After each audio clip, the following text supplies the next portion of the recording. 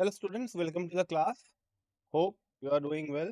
So today will be our day 13 of this JEE 40 days crash course, and we will cover the second part of our equilibrium, which is ionic equilibrium.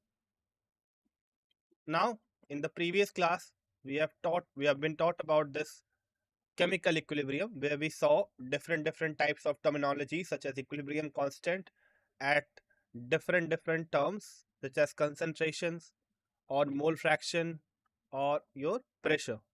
Okay, then we also saw that what is Leach at a real principle. Now today we will see the first part of our ionic equilibrium. So please join the class. We will start our class in few minutes, and if you have a doubt regarding your previous class, please ask it here. Any doubt related to the previous class, you can ask it here. We will begin our lecture at 4:02.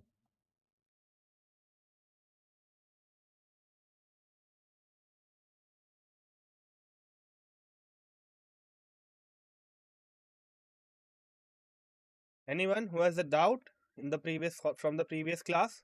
If you have a question, a specific question, then you can also post it in the SATHEE forum, or you can join our doubt clearing session, which starts from 10 a.m. in the morning and goes to 6 p.m. in the evening.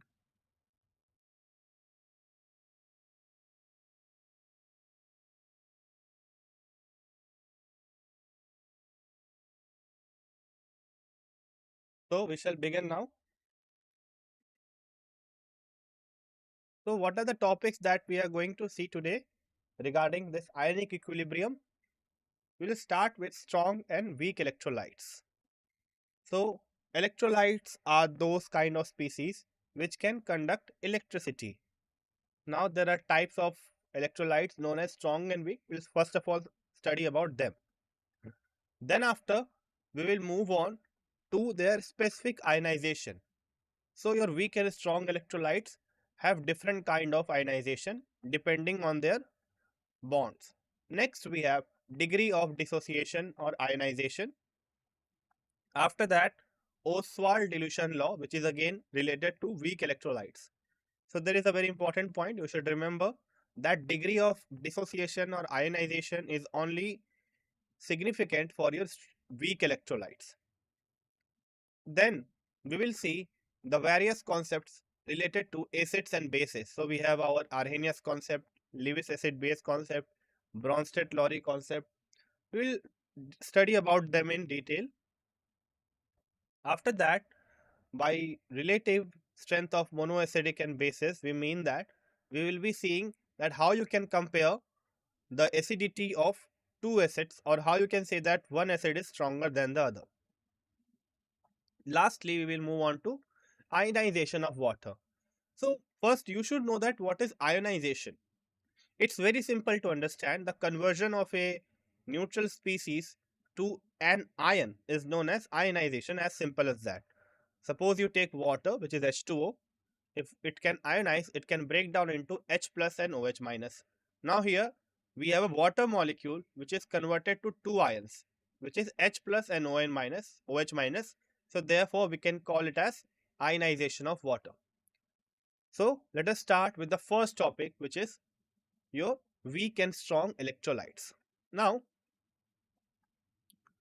the equilibrium concept is applied to ionic reactions. Okay, so it's this is known as your ionic equilibrium. So whenever your equilibrium is related to ions, we call it as ionic equilibrium, and it is established between the dissociated and undissociated molecule. Means the ionized part and the unionized part has a equilibrium, and that we call it as ionic equilibrium. And it is applied to weak acids, weak bases, and hydrolysis reactions. As I said earlier, electrolytes are species that can conduct electricity, and it can be broken into ions, and these ions are responsible for the conduction of electricity. When electrolyte is dissociated to a small extent, or you can say it is partially dissociated. then we call that electrolyte as weak electrolyte. And since it is partially dissociated, therefore the number of ions which is furnished by that your electrolyte is less, and hence your conductivity is poor. We can take the example of acetic acid. So acetic acid, when you dissolve it in water, some part of the acetic acid, or you can say some molecules of the acetic acid, will be dissociated into acetate ion and H plus ion, while the rest of your acetic acid will remain in the undissociated form. Same can be said for H3PO4, H3BO3, NH4OH or HCl. So these are some examples of weak electrolytes. Now there is a common line that mainly your strong acids and strong bases are always weak electrolytes. Sorry, strong electrolytes, whereas weak acids and weak bases are weak electrolytes. You got my point? Again, I am repeating my line that weak acids and weak bases are always weak electrolytes. Now, moving on to strong electrolytes, opposite of to that of weak electrolyte, those species which are completely dissociated into water when they are dissolved in a solution form, then they are named as strong electrolytes. And of course, if it is completely dissociated, that means it will give a larger number of ion that can conduct electricity. So it is a strong or a good conductor of electricity. We can have examples of HCl, H2SO4, NaOH, KOH, NaCl and KCl. Now a very important line, just note it down, keep it in your mind, that all strong acids, strong bases and salts. What did I say? Strong acids, strong bases and all salts that you know are strong electrolytes, whereas weak acids and weak bases are weak electrolytes. Okay, so the ultimate part is that your salts are always strong electrolyte. Whenever you dissolve a salt, no matter from which ion your salt is made up of, your salt will be always fully dissociated in water. Got it? Take any salt for example. Suppose you are taking NaCH3COO, which is your sodium acetate. Now, sodium acetate is made up of acetic acid and sodium hydroxide reaction. Okay, acetic acid is a weak acid, sodium hydroxide is a strong base. Still, the salt which you will get, which is your CH3COO minus and Na plus, that will be a strong electrolyte. So this is very important to remember. Now, moving on further, next we have, upon dissolution, the breaking down or separation of an electrolyte into its ion is called ionization or dissociation. As I said earlier, the breaking of a simple neutral molecule such as NaCl into Na plus or Cl minus will be named as ionization or dissociation. Okay. Now, what is the difference between dissociation and ionization? Dissociation is a common word. So, suppose I say that your PCl5 can be dissociated to form PCl3 and Cl2. Okay. Now, NaCl is dissociated to form Na plus and Cl minus. So, basically what I am saying, that dissociation doesn't mean that it will always form a ion. But ionization means it is sure that your molecule will break and form ion. So, you can call that your ionization is a subsidiary part of dissociation. Whenever dissociation results in ion, you call it as ionization. As simple as that. What did I say? When your dissociation results in ions, then you call it as ionization. Got it? Next, the term dissociation is used for weak electrolytes and ionization is used for strong electrolytes. Okay. In the solution of weak electrolytes, its constituent ions are also present and the unionized ions are also present. Okay, of the weak electrolyte, so they remain in the solution. So it's very obvious.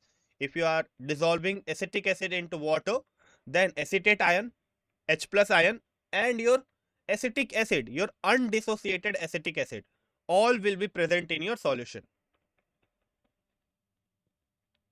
So here is an example. Now you can see here that in case of NaCl, we are putting a single arrow, okay, a double-headed arrow that is pointing towards ions.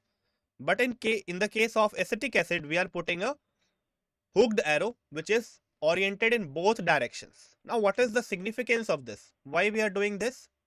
Because this thing is representing, this arrow is representing a possible movement of reaction in both directions. Whereas your NaCl is only moving in one direction and giving us Na plus and Cl minus. Good evening, Dhruv. Okay. So this is the difference between the dissociation, and with the help of the arrow, you can clearly indicate it. Similarly, we can take the example of ammonium hydroxide, which is again a weak base and it is also partially dissociated. Remember, this equilibrium has also a dynamic nature. So we have two kinds of equilibrium possible. One is static, one is dynamic. In dynamic, the process doesn't stop.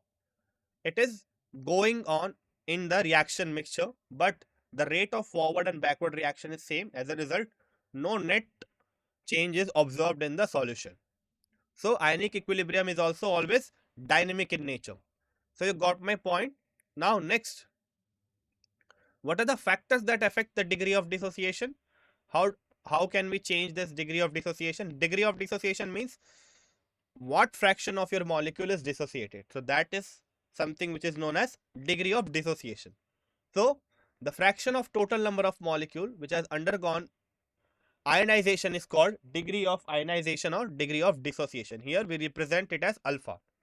Suppose you have 5 moles. What did I say? We have 5 moles of acetic acid. Now you dissolve those 5 moles in water.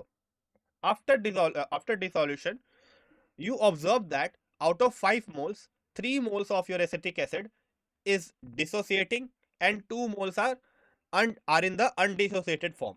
Then how you will say what is the degree of dissociation? So what is the total number of moles? It is 5. So write it in the denominator. And what is the number of moles that has dissociated? It is 3. So 3 by 5 will be your degree of dissociation, or you can say it as degree of ionization. You got it? Is it clear to you? So it is simply the number of the part of the solution which is dissociated divided by the total parts. So this is represented as alpha.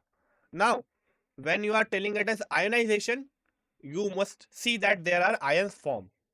Now, dissociation can be used for both ion formation or any other reaction. Suppose you take the case of dissociation of PCl5.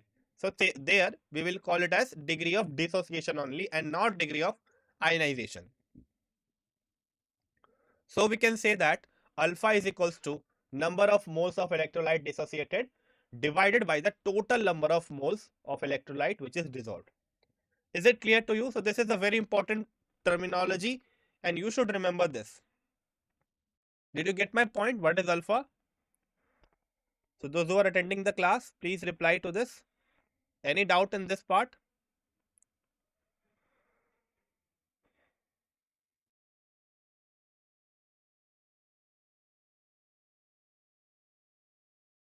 So what is alpha? Alpha is the part of the molecule which is dissociating divided by the total part.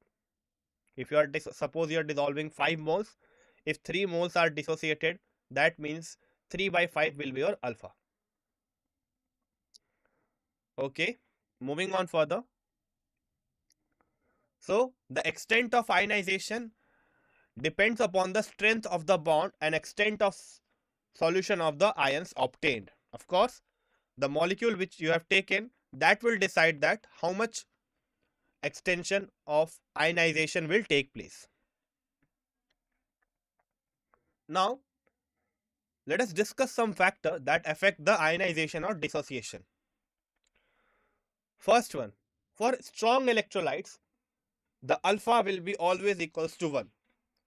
Why it is always equals to 1? Because every mole that you are dissolving in water will be dissociated. So that is the basic definition of strong electrolyte. We have seen that strong electrolytes are completely dissociated. So if you dissolve 1 mole will be dissociated. If you dissolve 5 moles will be dissociated. So for that reason, the alpha will be written as 1. Why? Because the number of parts which are dissociating and the total parts are same. Got it? Whereas if you talk about the weak electrolytes, as I said in the start, that weak electrolytes are partially dissociated. So its value will be always less than 1 because all the parts that you are dissolving in water will not dissociate it completely. Next, the polarity of the solvent increases, the ionization will also increase, meaning the extent of ionization depends on the solvent also. Now, in this lecture, in this throughout lecture of ionic equilibrium, we will always take water as your solvent. Okay, so this is very obvious in the whole ionic chapter. But why are we taking water? Because water is having a high polarity due to its polar OH bond. As a result of this, it will help in dissociating the molecule completely.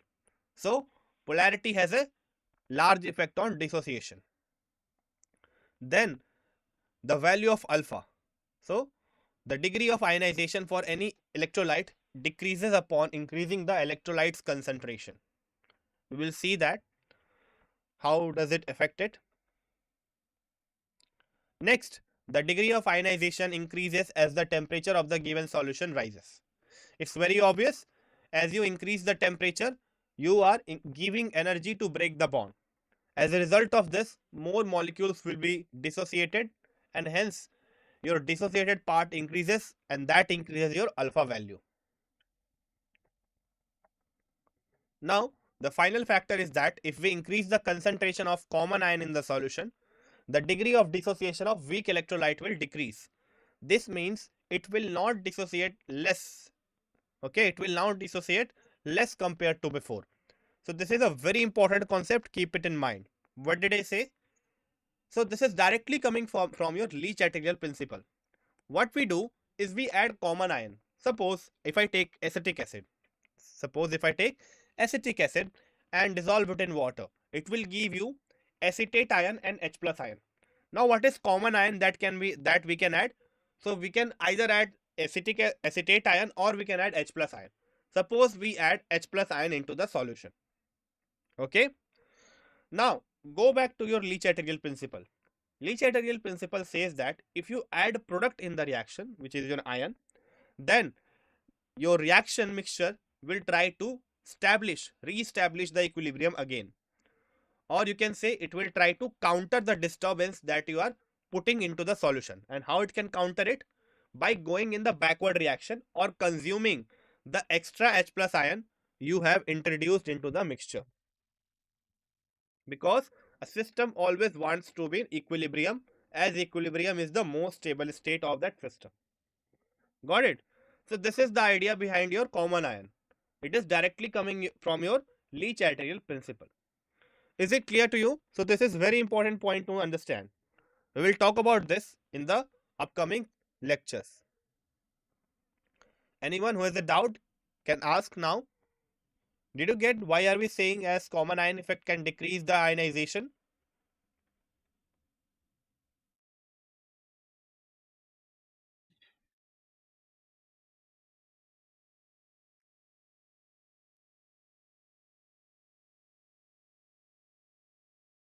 So what did I say? If you are adding a common ion, suppose if I take acetic acid dissociates into acetate ion and H plus. Then what are the common ions that we can add? Common ions are those which are already present. So either you add acetate ion or H plus ion. It will result in extra products concentration. Now to counter that disturbance or to counter that extra product concentration, your reaction will go in the backward direction so that your product's concentration that you have added can be lowered. Is it clear to all of you? Any doubt in this?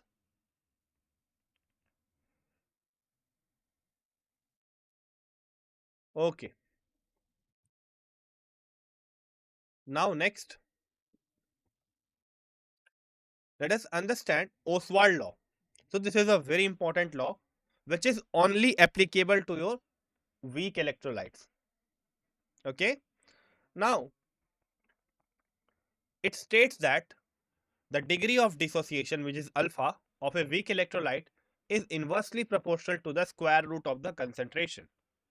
Meaning alpha is directly proportional to 1 by square root of C and is directly proportional to square root of the volume. So this is your important equation of your Oswald dilution law. Alpha is directly proportional to 1 by root under C, or in place of concentration, we can also write what? 1 by V. Got it? So this is a very important conclusion that you should remember. More is the concentration, less will be the value of alpha. Now, as we know here, alpha is the degree of dissociation and V is the volume containing 1 liter of weak electrolyte. Then K is the dissociation constant, which is also represented as Ka. Whenever you keep Ka to infinite, then alpha will be equals to almost 1. Is there any doubt in this part? So this is your Oswald dilution law and it is used very much in your calculation. So in place of K, we can also write here Ka. If you are considering it for acid, so alpha will be equals to root under K by C. Or if it is for base, we can write it as Kb.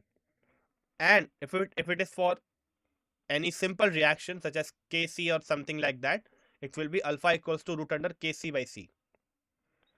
Any doubt in this part, Oswald dilution law? So we know how to derive it. You must have seen it in your weak electrolytes. And this is only significant for weak electrolytes. Remember, your Oswald dilution law is only applicable to weak electrolytes and not for strong electrolytes.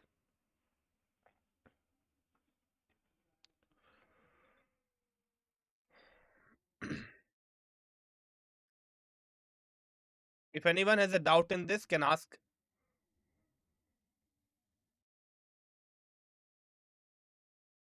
Okay.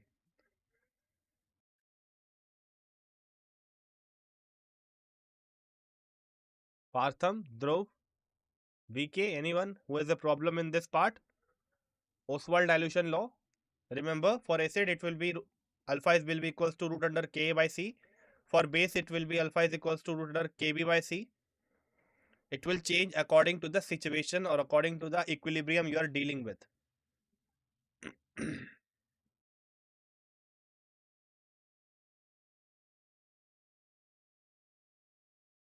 I hope this is clear to all of you. So let us move forward. Next is application of dilution law, Oswald dilution law. So Oswald dilution law has several types of application. First one is we can write the value of dissociation constant K for any weak acid or base by knowing the degree of dissociation from conductance measurement. This is molar conductance at a certain concentration divided by molar conductance at a infinite dilution. So this formula is very important. We will see it in your electrochemistry that alpha is equals to lambda m by lambda naught m. So once you know lambda, you can calculate Ka, which is C alpha square or alpha is equals to root under K by C. Next, the degree of dissociation alpha for any weak acid or weak base can also be determined through its K value. So for weak acid, Ka is equals to Ka. So this is very obvious. If you are considering it for acid, then this dissociation constant will be your acid dissociation constant, which is represented by Ka. Then similarly for bases, we can write it as Kb, which is K with a subscript as B. Students, please note that this law applies only in the case of weak electrolytes. The value of K can be determined for dilute solutions of weak electrolytes.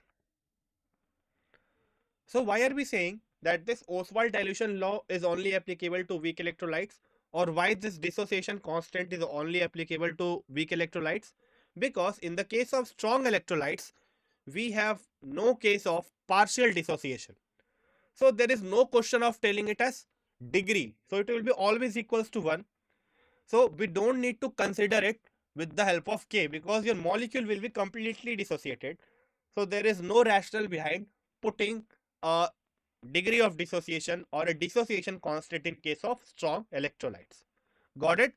Now we will move on to acids and bases and see that what are the theories which are related to this acid and bases explanation. Starting from the first one, which is a classical theory. Now let us understand the different concepts of acids and bases and their ionization. According to the classical concept, we know that acids are something which taste sour. Acid turns blue litmus red, whereas bases taste bitter and they turn red litmus blue. An acid is a substance whose aqueous solution turns the blue litmus red, neutralizes bases, and has other similar properties. On the other hand, an aqueous solution of a base is bitter, turns red litmus blue, neutralizes acids, and has other similar properties. So this was our previous concept. So we have some idea behind it, such as it can neutralize your bases are something which can neutralize acid. They can turn your red litmus blue, or they taste bitter. But later on, we have some basic idea behind this Arrhenius theory. Okay. So the second theory which was given for the explanation of this acids and bases was your Arrhenius theory. According to Arrhenius, acids are substances that dissociate in water to give hydrogen ion, meaning acid gives H plus ion when they dissolved in water, and bases are substances that produce hydroxyl ion, meaning bases gives us OH minus ion when dissolved in water. Now, Arrhenius theory has also some limitations which are given below. The first one is that free H plus ion and OH minus ion does not exist in water. It will be always present as H3O plus, which is simply formed due to reaction of H plus with H2O to form H3O plus. Similarly, your free OH minus also does not exist. Now, second, the concept is limited to aqueous solution. Okay, so we are saying it in the definition itself that it is the substance which can give H plus ion in water, that is your acid, and OH minus ions in water, which is your base. But suppose you are talking about acid and base and you are not keeping them in water, then how do you define it? So this was something which was not addressed by the Arrhenius theory. Last one, it cannot explain the acidic character of substances that do not give free H plus ion. Suppose we take the case of AlCl3. So AlCl3 is an acid, but it cannot donate H plus ion. In the formula itself, you can see that there is no H plus ion present in the AlCl3. Similarly, BF3. Okay, so BF3 is also an acid, but it has no H plus ion, but it still acts as an acid. For base, you can take the example of NH3 and PH3. You know it very well that ammonia is a base, but ammonia cannot donate HOH minus. See, it has no oxygen present in its formula, but it still acts as a base. So what is the reason? How can you now differentiate that whether it is an acid and base? So here Arrhenius theory failed to explain such acids and bases example. Now next comes your Bronsted-Lowry concept. So it's very simple. It states that acids are proton donors. This is similar to Arrhenius. Whereas in case of base, he said that your bases are H plus acceptor. What did he say? He only changed the statement of Arrhenius by a small bit. He kept the definition of your acid same. So rather than telling it as H plus donor, you can also tell it as proton donor, because H plus is something which contains only one proton, whereas bases are those which can accept this proton. Now, he called this thing a pair. So the one which is donating and the one which is accepting, so they are now a pair of each other. And the pair is only differentiated by a small proton. Now next, substances that behave both as an acid and a base are called amphoteric. And amphoteric means it can donate H plus and accept H plus. For example, if you take HSO3 minus, so HSO3 minus can donate H plus to form SO3 2 minus, or it can accept one proton to form H2SO3. Similarly, we have HS minus.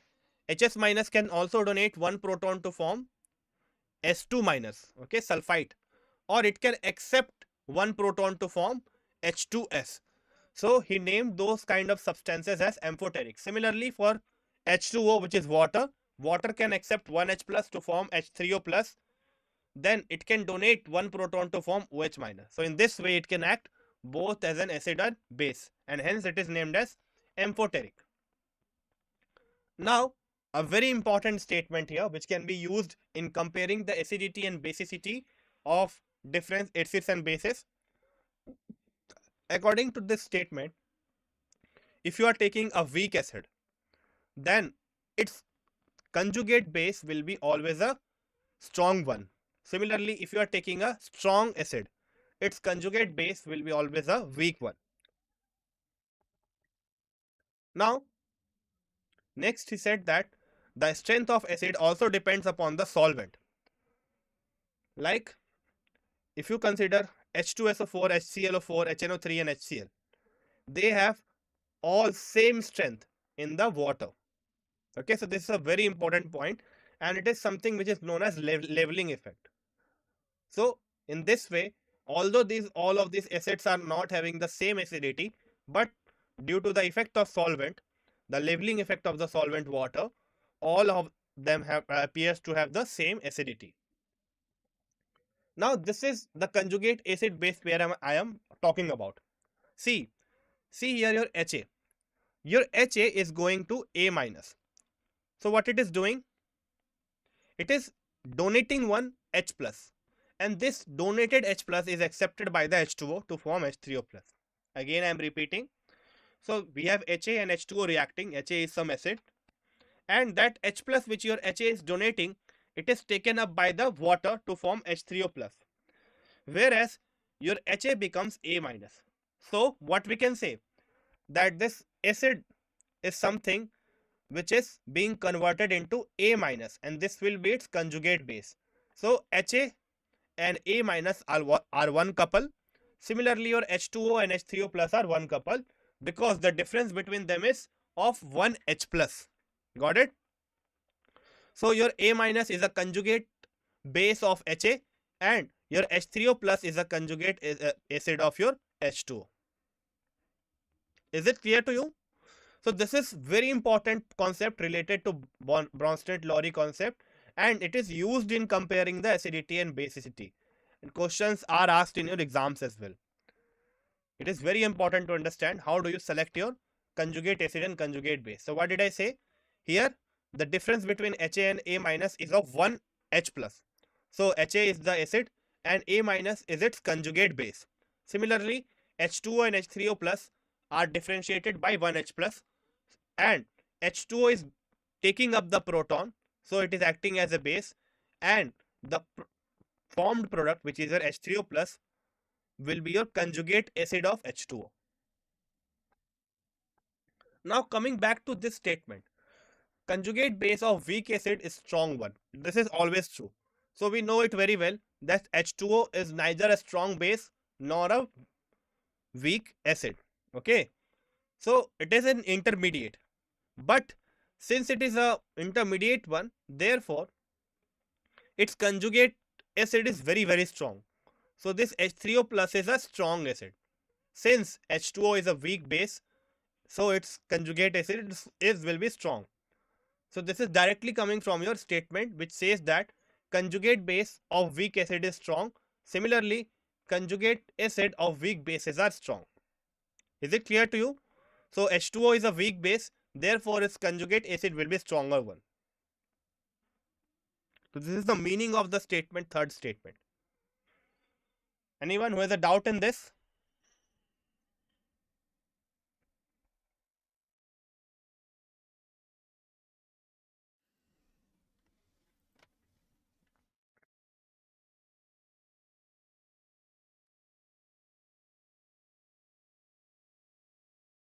Now, if it is clear to you, let us move on further.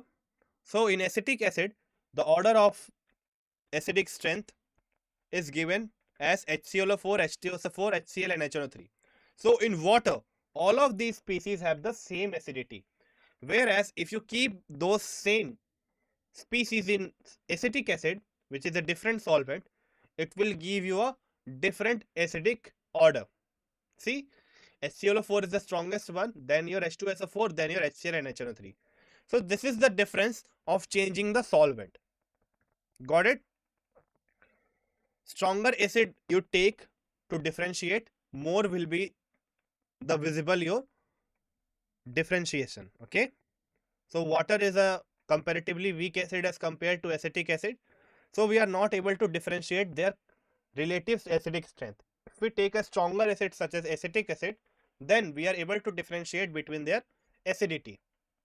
Now if I ask you, why is it so? Why is the order coming in this way? Then you should straightforward answer that it all depends upon the product which is being formed. So if your HClO4 minus donates one acid, 1H plus, what it will result in? It will result in ClO4 minus. So ClO4 minus in a way is a resonance stabilized species. You can just try to draw it. As a result of this, it is very stable. Now same can be said about H2SO4. But in the case of HClO4 minus, the negative charge is more stabilized because chlorine is highly electronegative as compared to sulfur. Got it? When we move out from H2SO4 to HCl, here we are not having any resonating structure, but we have a electronegative element. So that is the reason HCl comes first and then comes your HNO3. Okay, this order is very, very important. Now, what are the limitations of this Bronsted-Lowry concept? First of all, we cannot use protonic definition to explain the reactions that occur in non-protonic solvent. So again, it cannot explain those acids which are not donating protons. Then, this concept cannot also explain reactions that occur between some acidic oxide even in the absence of a solvent. For example, from CaO plus SO3 we have CaSO4. So here we are not using any solvent, but still we are getting the reaction. So that same limitation that we saw in the Arrhenius is applicable here also. So without any solvent, your Bronsted-Lowry concept cannot explain the acidity or basicity.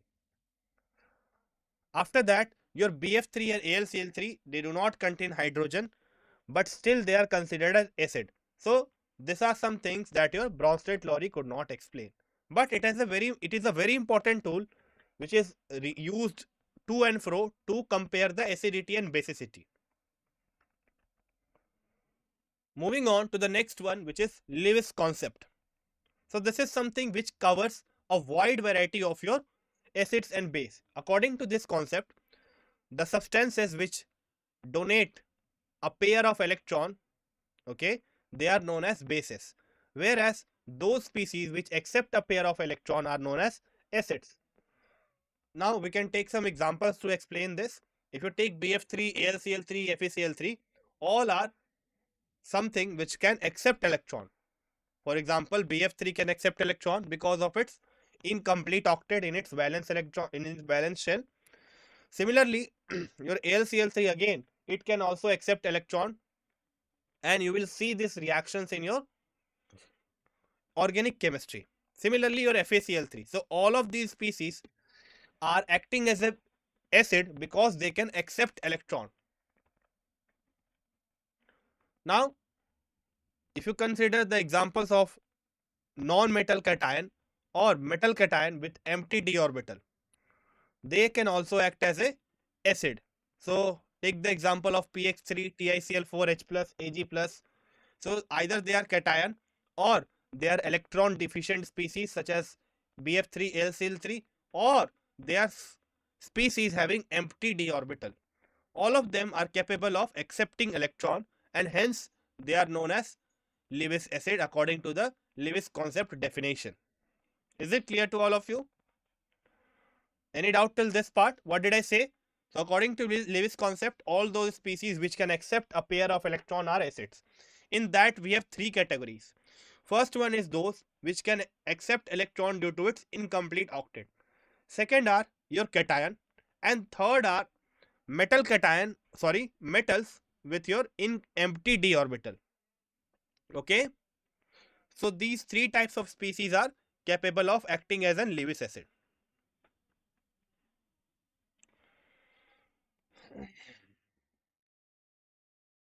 Any doubt in this part?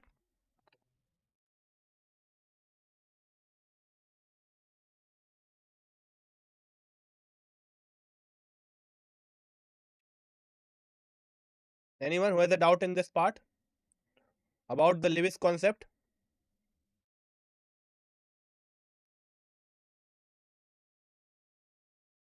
So we have learnt about Arrhenius concept, then Bronsted-Lowry concept, and your Lewis concept. We will can see some more examples of this Lewis concept. So moving on further.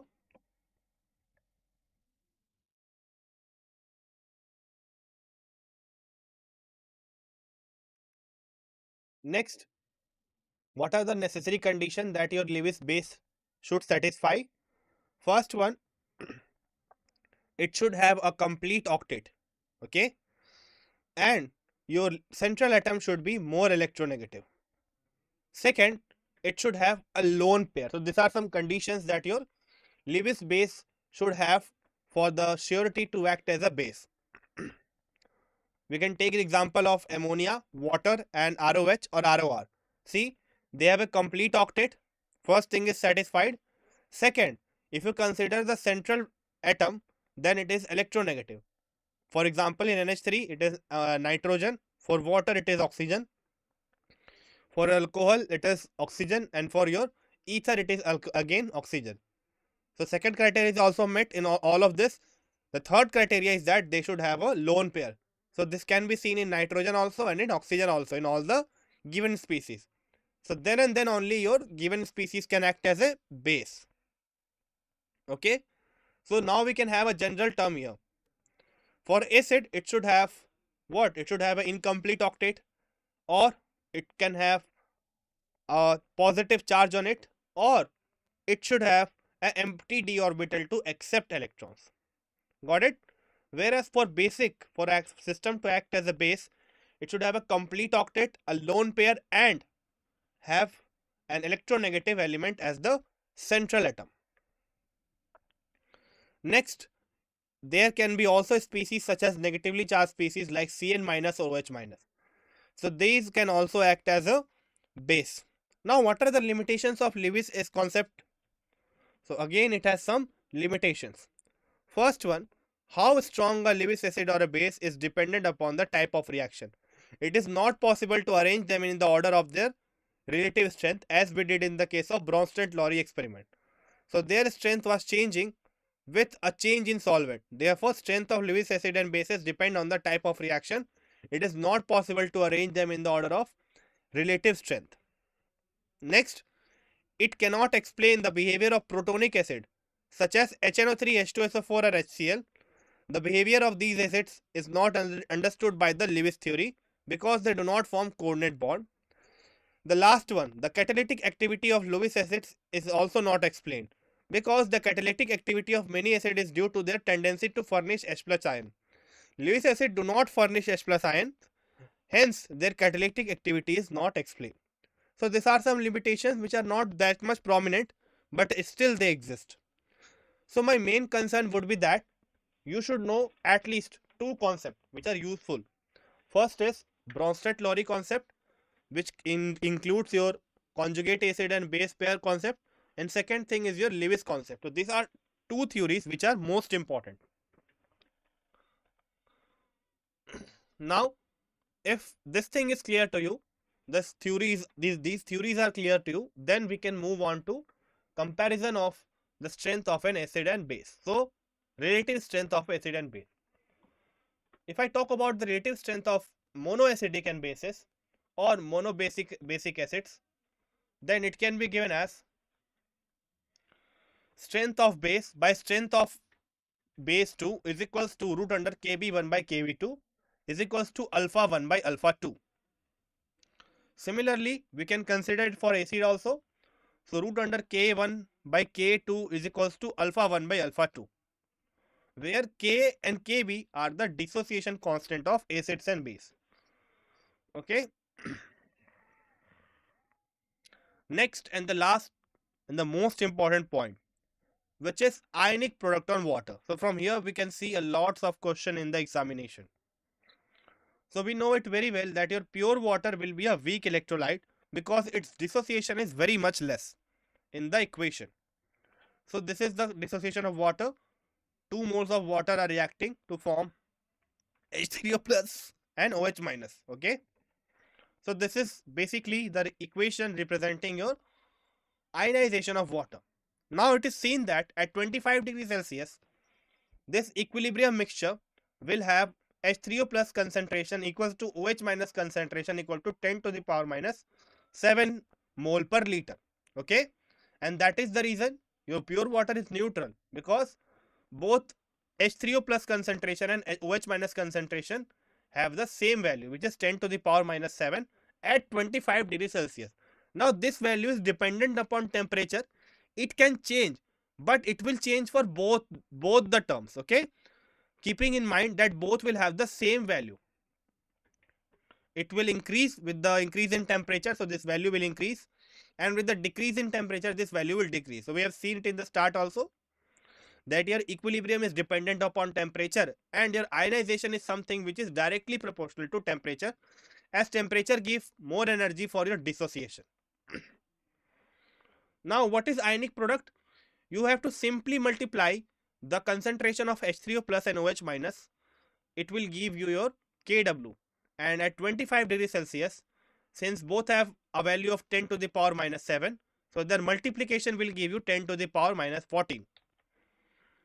Next, here Kw is known as the ionic product of water, and it is defined as the product of molar concentration of H3O plus multiplied by the molar concentration of OH minus. Now in some places you can also write it as H plus or H3O plus. So both are true, but more accurate one is H3O plus.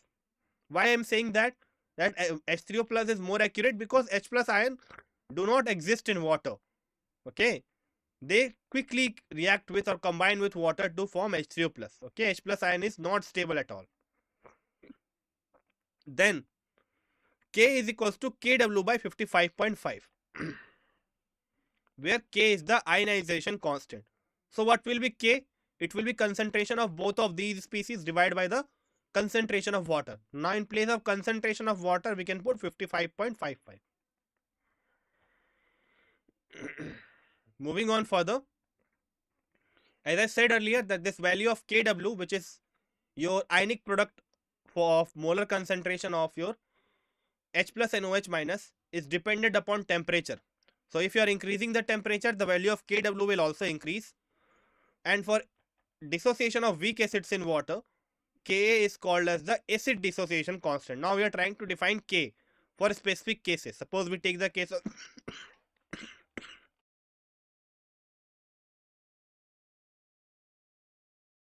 acetic acid. So in case of acetic acid, we will use the term Ka rather than K. Remember, the concentration of water is almost constant, so we can also remove it from the final equation. Similarly, for base, we can write K, such as NH4OH going to NH4 plus and OH minus. It is a weak base, so Kb will be NH4 plus OH minus divided by NH4OH. Got it? So this was all for the theory part. Just wait for a while. Let me switch on to the question.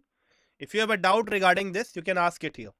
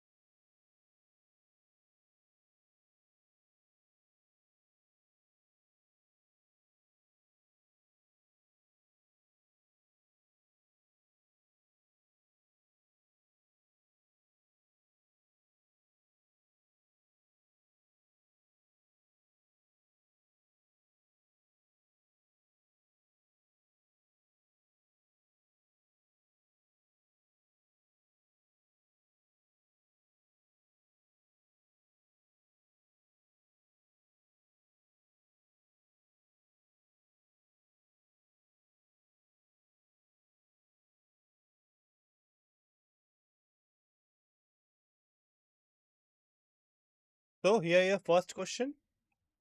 Apart from this question, I would suggest you that you should also do DPPs related to this content, which is there in our website. You can just log into our website and visit our DPPs, which is given under your crash course section. Okay, and from there also you can have your notes regarding this same. First question, you have to decide that out of these given anions, which one is the strongest Bronsted base. Now, what are Bronsted bases? The bases which are capable of donating lone pairs. So, how does the lone pair donation changes across these four species?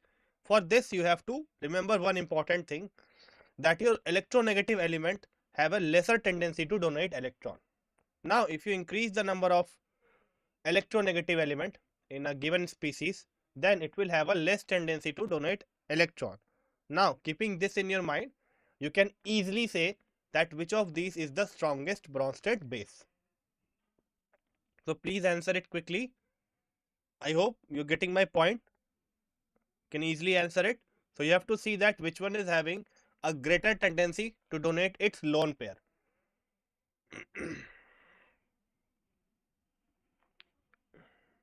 You can just comment the answer in the comment section.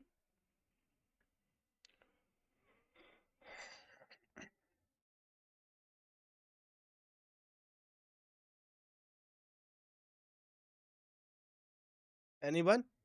Again, I will repeat the hint. So you have to decide that out of these given species, which has a easier tendency to donate its lone pair. So lone pair donation is dependent upon the species. If it is a higher electronegativity or a higher number of electronegative element, then its tendency to donate electron will be less, as electronegative element has a tendency to put or to attract electron towards itself. So this is your hint. Now can you tell me that which of the given species is a stronger Bronsted base? Anyone?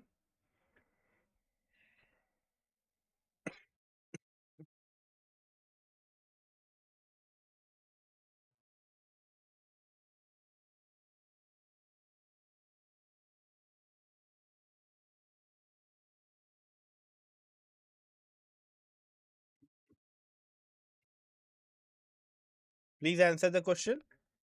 You have to decide that which of these species has a greater tendency to donate electrons.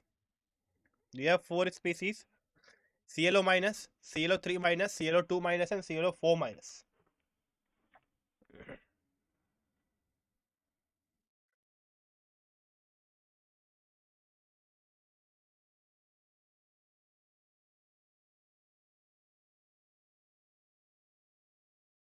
If you know the answer, please comment it here.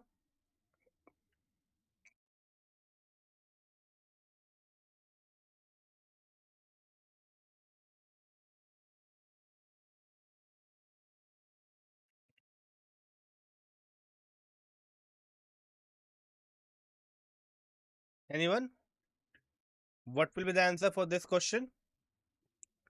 Which species out of the given one will have a greater tendency to donate electrons?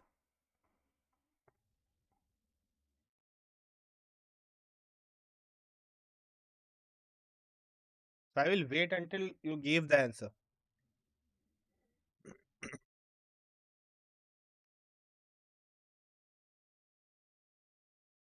I hope I've hinted enough for this question and it is not that much difficult to answer this one.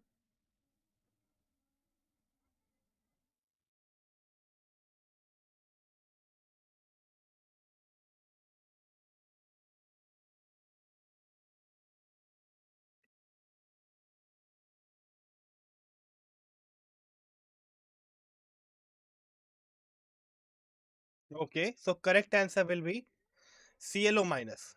Why? Because ClO minus has only one oxygen, whereas these three species have more number of oxygens as compared to ClO minus. So it will have a less tendency to donate electrons because of its low electronegativity. Moving on to the next question. Next one is, four species are listed below. You have to say the correct order for their acidic strength. Okay,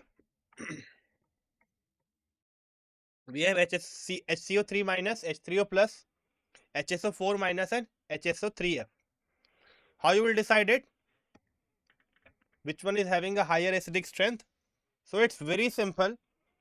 You can just compare their basic strength. Okay,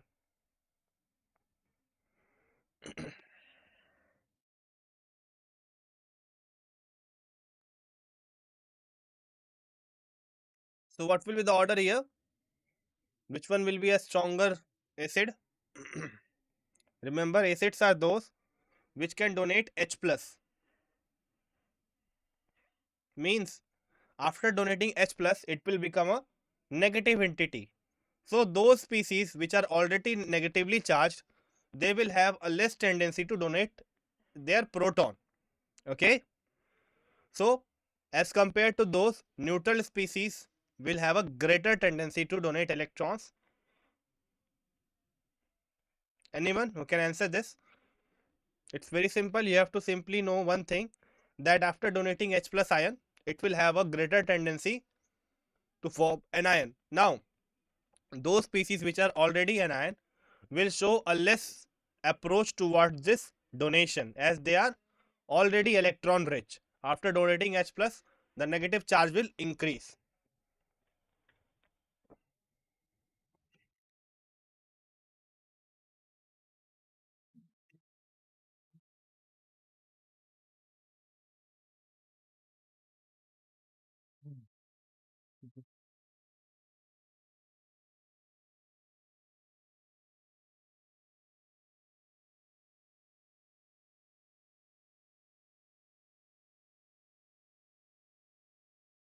So I'm seeing answer C. Okay, C. Anyone else?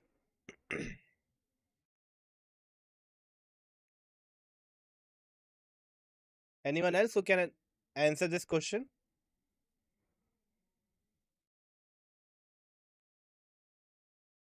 Dhruv, are you there?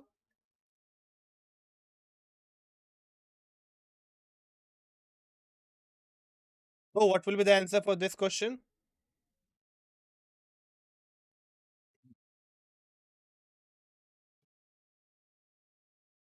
Okay, so I am moving on to the answer. Correct answer will be C. Let's see how can answer it. Very good. Who gave the answer C? So it is totally dependent upon the pK value. So that this is something which is experimental. You can also decide their acidity by looking at the pK value, but it will be not possible for you to attempt the question in this way. So rather than that, what we will do, we will look on the species that we are dealing with. First of all, talking about this HSO3F. So the HSO3F has a very low pKa. Got it?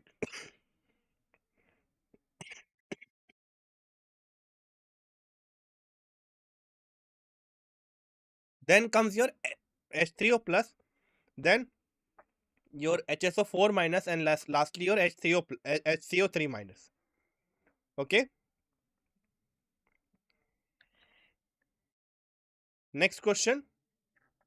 You have three reactions given here, and you have to say that in which of these reaction your H2PO4 is acting as an acid. So it's very simple. You have to see that in which of these reaction your H2PO4 minus is donating proton. Okay. That would be the reaction in which it will act as an acid. So what will be the answer? Just look at each of these reactions carefully and see in which of these reactions your H2PO4 minus is donating H plus. So that will be your correct answer.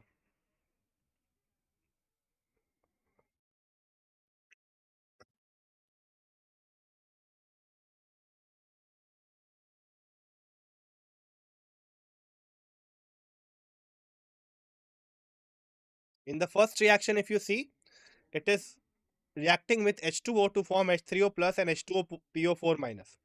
In the second one, it is reacting with H2O to form HPO4 2 minus. In the third one, it is reacting with OH minus to form H3PO4 minus. So in which of these it is donating electron? Sorry, it is donating proton. So that will be the reaction in which it will act as an acid. So it's a very easy one. Just try it out. It's very simple.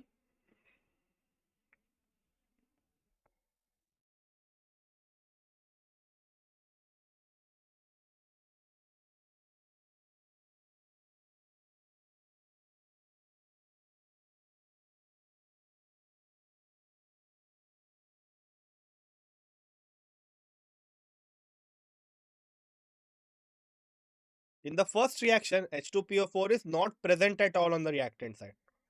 In the second case, it is reacting with H2O to form HPO4 2 minus, and in the third case, it is reacting with OH minus to form H3PO4 minus, H3PO4. So, can you say that in which of these reactions your H2PO4 minus is acting as an acid? Anyone? Please answer it quickly.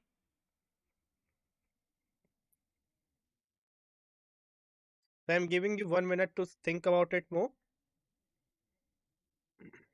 VK, Varsha Khare, Partham, Dhruv, anyone who willing to answer this question?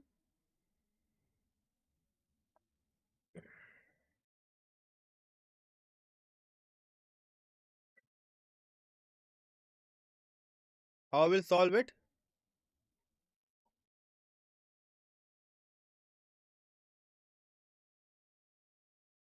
If you look upon the second reaction, you can see here that your H2PO4 minus is moving to HPO4 2 minus. Therefore, one hydrogen has been removed from here. Got it? Right? So in this case, it will be acting as an acid. Got it? In the second reaction, if you see, it is accepting one proton from OH minus to form H3PO4. See, the number of proton is increased.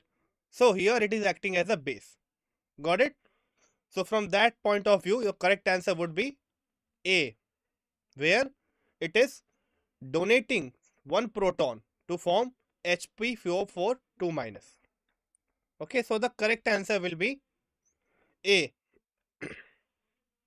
because in this reaction only it is donating your its H plus to H2O, and hence it is acting as an acid. Next question. The pKw of neutral solution at 50 degrees Celsius is 13.36. So you have to decide that what would be the pH of the solution. How you will solve it? Remember, Kw is not given here. You are given here with the pKw value. So if Kw is equals to OH minus concentration into H plus concentration, then pKw concentration is equals to pH plus pOH. What did I say? Kw is equals to OH minus concentration multiplied by H plus concentration. Therefore, pKw is equals to pH plus pOH. So you have to decide that what will be the pH of the neutral solution. Remember, in neutral solution, the concentration of H plus and OH minus is same. So the value of pH and pOH will be also same. So how can you solve it? It's a very easy one.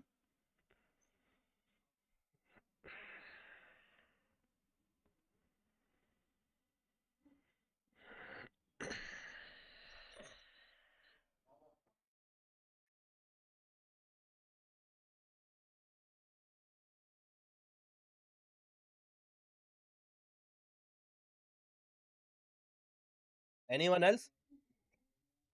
It's a very simple equation. pH plus pOH is equals to 13.36. Then you know that pH plus pOH can be written as pH plus pH. Why? Because in neutral solution, H plus and OH minus will have the same concentration. So I am seeing the answer C. Then you can write it as pH is equals to 13.36 by 2. Anyone else who can answer this question? So one more C.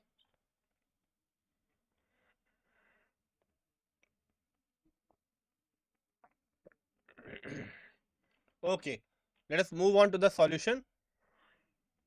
So the correct answer will be obviously C. Very good.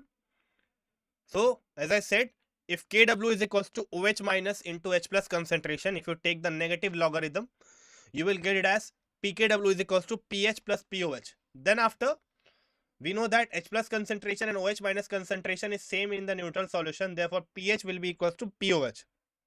Hence, pKw can be written as 2pH. So if you put in place of POH, pH, pKw will be equals to 2pH. Then after, put the value of pKw 13.36, you will get it as 6.68 as your final pH for the given neutral solution. Next question is again related to ionic product. So the ionic product of water is given as 2.7 into 10 to the power minus 14. So similar to the previous one, you have to calculate the pH, but here the ionic product is given, Kw is given. You have to calculate pKw. For that, you have to take negative logarithm. So I'm solving this for you because you don't have table right now. So to Kw is equals to H plus into OH minus into 2.7 into 10 to the power minus 14. Very good. Now we know that both have the same concentration. So H plus square can be written here, or you can write it as 2.7 into 10 to the power minus 14 root under. Then if you just calculate this root under, you will get it as 1.643 into 10 to the power minus 7. Hence pH is negative log of this given value, which is 6.78. Okay, so don't worry, you will be given with this value in the exams, the logarithm value. There you can solve it easily. So I'm just showing you the process how you can solve it. Next one, the dissociation constant of a weak acid is 1 into 10 to the power minus 4. You have to calculate the equilibrium constant of its reaction with strong base. So you are given with the K value as 1 into 10 to the power minus 4. You have to calculate the Kb value. Okay. How you will solve it? So first of all, Ha will dissociate as H plus and A minus. Then K can be written as H plus A minus by Ha. It's very simple. We know, we have seen this. When it will act as an acid with a base, then again you will get the same equation. Ha plus OH minus gives us A minus into H2O. Now Kc will be A minus into H2O by Ha into OH minus. Next, Kw we know it is given as 10 to the power minus 14. Now from equation 1, 2 and 3, what we can do? We can write Kc is equals to Ka by Kw is equals to 10 to the power minus 4 by 10 to the power minus 14. So this value is already known and this is given. So from this we can say that Kc will be equals to 1 into 10 to the power 10. Got it? Is it clear to all of you? So here what we have done, we have used the operations on equations. If you add which equation? Kw and Kc equation. So if you add equation number 3 and equation number 2, what you will get? You can get equation number 1. You can just try it out. Just add this last equation with the second one. You will get the first equation. Now when you add the two equations, their equilibrium constant is multiplied. So Ka can be written as Kw into Kc. Now rearrange this to get the value of Kc as 1 into 10 to the power 10. Next question. The pH of the neutralization point of 0.1 normal ammonium hydroxide with 0.1 normal HCl is. So if you just take these two situations and just add them together, then what will be the pH? Let us see. So the pH will be equals to 6. Why it is 6? Because since we are reacting a strong acid and a weak base, it will always give a acidic solution. Now an acidic solution will have a pH always less than 7, which is equals to 6. Next question. NaOH is a strong base. Now what will be the pH of 5 into 10 to the power minus 2 molar NaOH solution. Okay, so 4 options are given here. The value of log 2 is also given as 0.3. How you will solve it? Just try it by yourself. You have to calculate the pH, right? So first you will try to calculate the pOH and then you will subtract it from 14 to get the pH. Just try it, it's very simple. What did I say? First you calculate the pOH, which can be calculated from the concentration of sodium hydroxide, because sodium hydroxide is a strong base. So it will completely dissociate, and hence the concentration of sodium hydroxide is equals to the concentration of OH minus. Once you calculate the OH minus concentration, you can take the negative logarithm of that, and from there you will get the pOH, and finally if you subtract it from 14, you will get the pH value.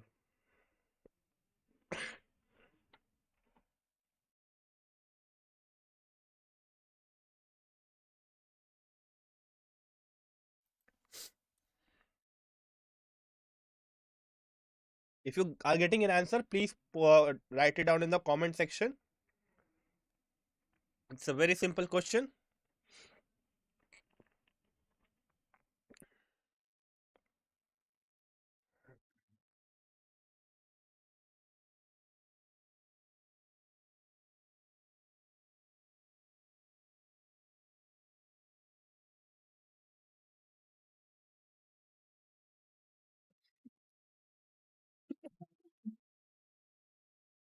Okay, so let us move on to the answer.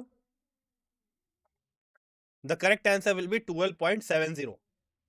So, as I said earlier, since sodium hydroxide is strong base, so it will have a complete dissociation, and the concentration of sodium hydroxide will be equals to the concentration of OH minus, which is 5 into 10 to the power minus 2. Okay, but let's see if D is the correct answer. Then how it can be solved? So Kw next, as I said, H plus concentration and OH minus concentration will be having a product of 1 into 10 to the power minus 14. So just put it here. You will get your H plus concentration as 1 into 10 to the power minus 14 by 5 into 10 to the power minus 2. Got it? Now, next, if you just calculate this, you will get it as 2 into 10 to the power minus 13. Next, we can calculate the pH from here, which is minus logarithm of 2 into 10 to the power minus 13. It will give you the final value as 12.69 or approximately 12.70. So let me explain it once more. As I said earlier, you can just easily calculate the OH minus concentration from NaOH. Since NaOH is a strong base, then the product of both of them will be equal to 1 into 10 to the power minus 14, which is true for any neutral solution, which is at 25 degrees Celsius. Next, since you already know the concentration of OH minus, you can just put it here and calculate H plus concentration. You will get it as 2 into 10 to the power minus 13.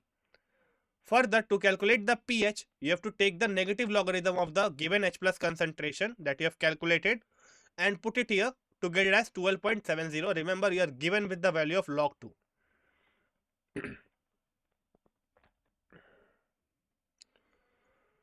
So, next question.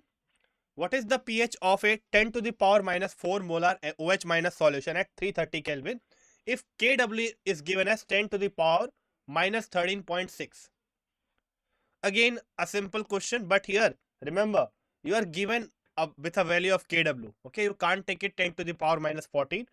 It was already mentioned in the question. You have to take it as 10 to the power minus 13.6.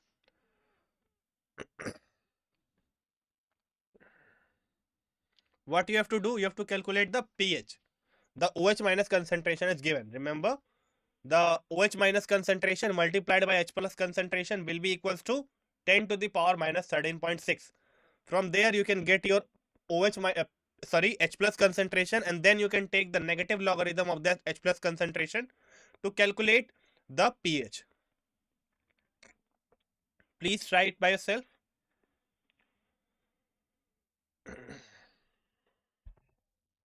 Anyone who has a doubt in the previous part?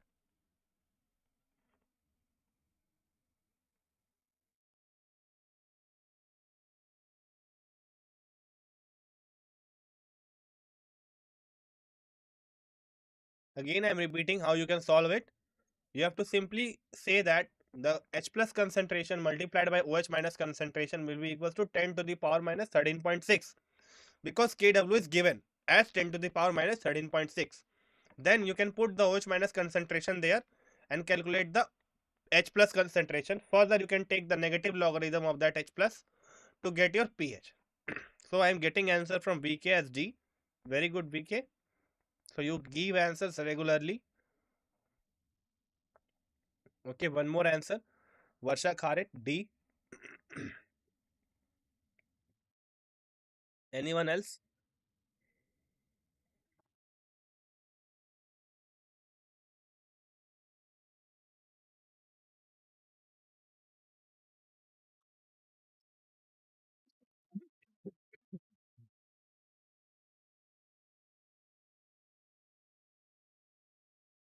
Okay, so I'm moving on to the answer. The correct answer will be, of course, D 9.6 as said by VK and Varsha Khare. Now at 330 Kelvin, your H plus and OH minus concentration multiplied together will give your KWS 10 to the power minus 13.6. If you know the value of OH minus, which is already given, you can calculate the H plus as 10 to the power minus 9.6. Now next, just take the negative logarithm of that given value and you will get it as 9.6 as your correct answer. Okay, is it clear to all of you? So this was all for today's class. If you have a doubt in this question, you can ask it right now, or we can end this session. Next, in few minutes, our maths faculty will join you.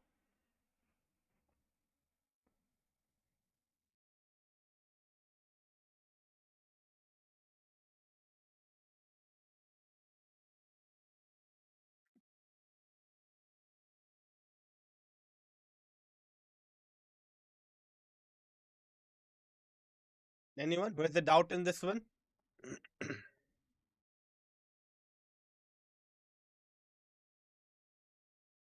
Okay. Thank you for joining the session. I hope you enjoyed it.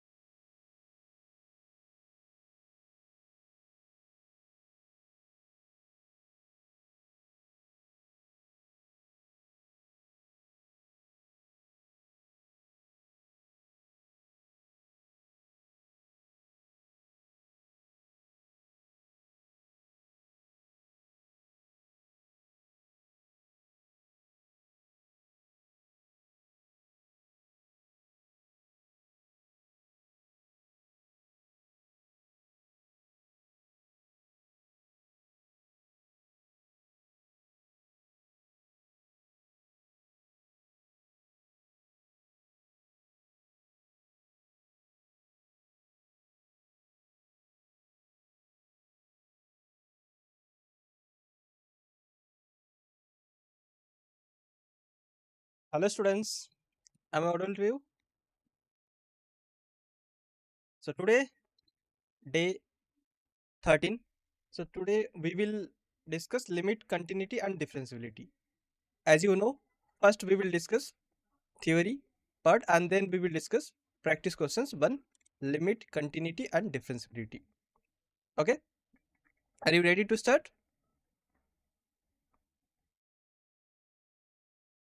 Everyone write yes or no? Are you ready to start?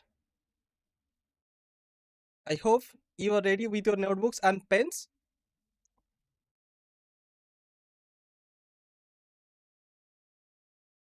This is our disclaimer.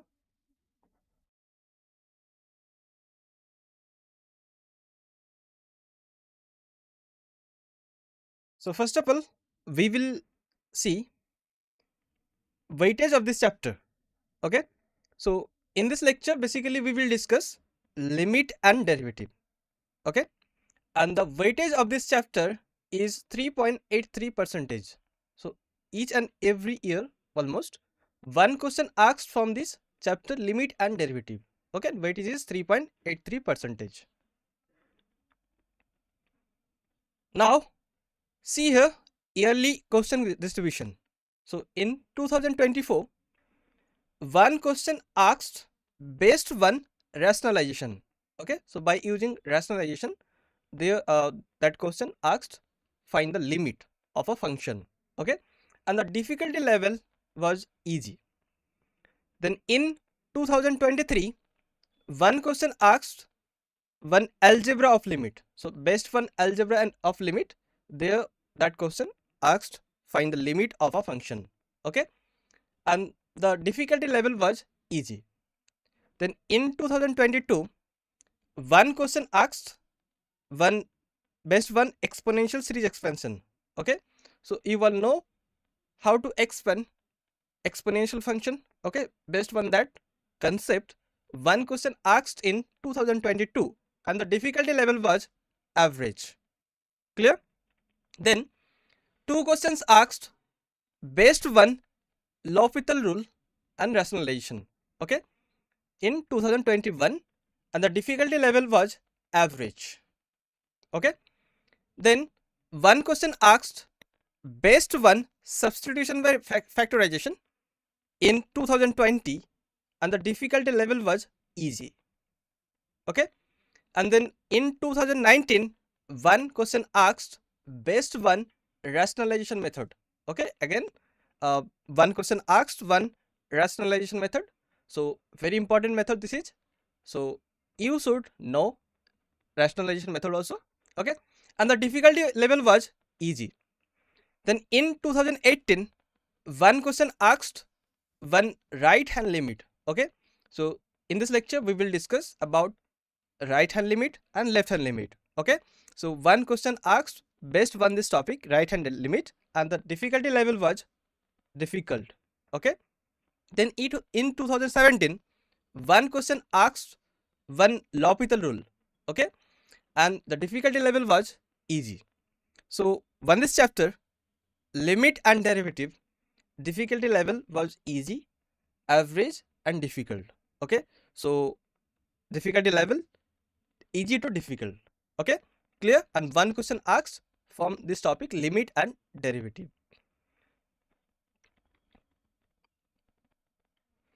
Now see what we will cover in this lecture. So first we will cover limits. There we will know definition of limit. Okay, so there we will know how to find limit of a function, and then we will see some fundamental theorems on limits. Okay, there we will study some fundamental theorems on limits, and that fundamental theorems we will use to solve many problems. Okay, then we will discuss important results one limit. So there are some important results one limit that we will discuss in this lecture. Okay, after discussing theory part, then we will discuss some practice questions on this chapter. Okay students, so I hope you are ready. So let's get started. First topic, limits. So first we will discuss limits. So what is limit? So if we have a function y equals f of x, okay, here we let y equals f of x be a function of x, and if the value of f of x tend to a definite number as x tends to a, okay, that means when x approaches to some point a, then the function f of x approaches to a definite number, okay, and that definite number is called limit of f of x at x equals a point, okay, and we write it as limit as x tends to a of f of x, okay. This is the symbolically representation of limit of function f of x at x equals a. Clear? So here we let y equals f of x be a function of x, and then if x tends to a, then f of x tend to a definite number. Suppose f of x tend to a definite number L, okay, then L is called limit of function f of x at x equals a, okay, and we write it as limit as x tends to a of f of x, okay. So students, I'm giving you an example, okay. So here if I ask you to find the limit of f of x equals x as x tends to 1, so what will be the limit of x as x tends to 1? Everyone right? Very simple. Just here substitute x equals 1, okay, and then you will get limit of x as x tends to 1 equals 1, okay. When x approaches to 1, then x approaches to 1 also, okay. Here 1 is limit of x as x tends to 1. So now find limit of 1 by x as x tends to 0. So what is the limit of 1 by x as x tends to 0? Everyone write in chat section. What is the limit of 1 by x as x tends to 0? Is there any definite number as x tends to 0? F of x equals 1 by x goes to a definite number. Do you know? Do you have any idea? Your function f of x equals 1 by x, okay, and here x approaches to 0. So what will be the limit of 1 by x as x tends to 0? Everyone write in chat section. What is the limit of 1 by x as x tends to 0? Now see, left hand limit, okay. So when x approaches to a from left side, then f of x approaches to L1, okay, then L1 is called the left hand limit of f of x at x equals a. So you have the point x equals a, and you have to find limit of f of x as x tends to a from left side, okay. So when we approach from left side of x equals a, then f of x approaches to a definite number L1, okay. So L1 is called the left hand limit of f of x at x equals a. And how can we write it symbolically? So we can write symbolically as limit as x tends to a minus of f of x, or another representation of left hand limit is limit as h tends to 0 of f of a minus h, okay. Suppose you have the function modulus function x, okay. So you have mod of x, and you know well how to define mod of x. So mod of x, this is equal to x when x is greater than 0, and mod of x equals minus x when x is less than 0. So now our question, what is the left hand limit of mod of x? Find at x equals 0 point, okay. So everyone find left hand limit of modulus function of x as x tends to 0 minus, okay. Everyone right? What is the limit of mod of x as x tends to 0 minus? Everyone right? What is the answer? As x tends to 0 minus, what is the limit of modulus function of x? So when x tends to 0 minus, that means when x approaches to 0 from left, then mod of x approaches to what? Find which find mod of x will be approached? So for that, you can draw the graph of modulus of function. Okay, so you will know graph of modulus function that likes v. Okay, and it has corner point at x equals 0 point. Okay, so modulus function of x, this is equals x when x is greater than 0, and this is equals minus x when x is less than 0. Okay, and now you are approaching to to 0 from left. Okay, that means x is less than 0. So here you will take the function f of x equals modulus of x equals minus x. Okay, so limit as x tends to 0 minus of minus x, this is equal to 0. So left hand limit of modulus function of x as x tends to 0 is 0. Clear? Understand? I hope you understand. Okay, now similarly we will define right hand limit. Okay, so right hand limit can be expressed as limit as x tends to a plus of f of x, or limit as h tends to 0 of f of a plus h. Okay, what does mean it? So if f of x approaches to L2 as x approaches to a from right side, okay, then L2 is called the right hand limit of f of x at x equals a. Okay, and symbolically we can write it as limit as x tends to a plus of f of x, or limit as h tends to 0 of f of a plus h. Clear? This is the representation of right hand limit. So we have studied here definition of limit.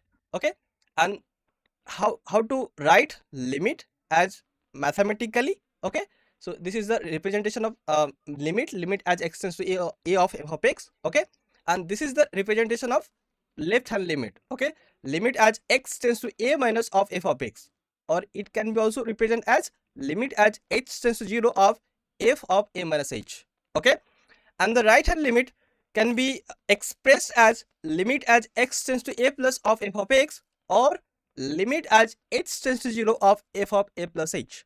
Okay, now find the limit right hand limit of modulus function of x. Everyone find what is the right hand limit of modulus function of x. So first define modulus function. Okay, so mod of x is equals x when x is greater than 0. Okay, and this is equal to minus x when x is less than 0. And now you have to find right hand limit as x tends to 0 of f of x equals modulus function of x. Okay, so you are approaching to 0 from right side. So here x is greater than 0, so you will take modulus of x equals x. Okay, and then the limit as x tends to 0 plus of mod of x, this is equal to limit as x tends to 0 plus of x equals 0. Okay, so right hand limit of modulus function of x as x tends to 0 is also equal to 0. Clear? I hope you understand. Now when we say limit of function f of x as x tends to a exists. Okay, so when we can say limit of f of x as x tends to a exists, so if and only if limit as x tends to a minus of f of x and limit as x tends to a plus of f of x exist and equal. Okay, so when RHL and LHL exist and equal, then you can say the limit of that function at that particular point exists. Okay, and if your limit of function f of x as x tends to a exists, then you can say right hand limit and left hand limit exist and equal. Okay, here both side implication use. So if and one leaf, if and one leaf. Okay, so this implies right hand limit and left hand limit exist and equal, and if left hand limit and right hand limit exist and equal, then this limit of this function exists. Okay, so when you ask you in your question find the limit of that in any particular function, so for that what you do, so for if we have the function like piecewise function, okay, you are defining the function for x is greater than 0 or x is less than 0. Okay, that case first find right hand limit, okay, RHL, and also find LHL, and and if they are equal and exist and they're equal, then you can say limit of that function exists. Okay, this is how you can check limit of the function f of x exists or not. Clear? Understand? Everyone understand? Do you have any doubt? So here in this slide we have learned definition of limit. Okay, and here we see two types of limit, left hand limit and right hand limit. Okay, and we express them as as uh, as like this: limit as x tends to a minus of f of x, or limit as h tends to 0 of f of a minus h, and limit as x tends to a plus of f of x, or limit as h tends to 0 of f of a plus h. Okay, and we have also studied here an important definition, that is when a limit of a function exists. Okay, so here we have learned limit as x tends to a of f of x exists if and only if limit as x tends to a minus of f of x and limit as x tends to a plus of f of x exist and equal.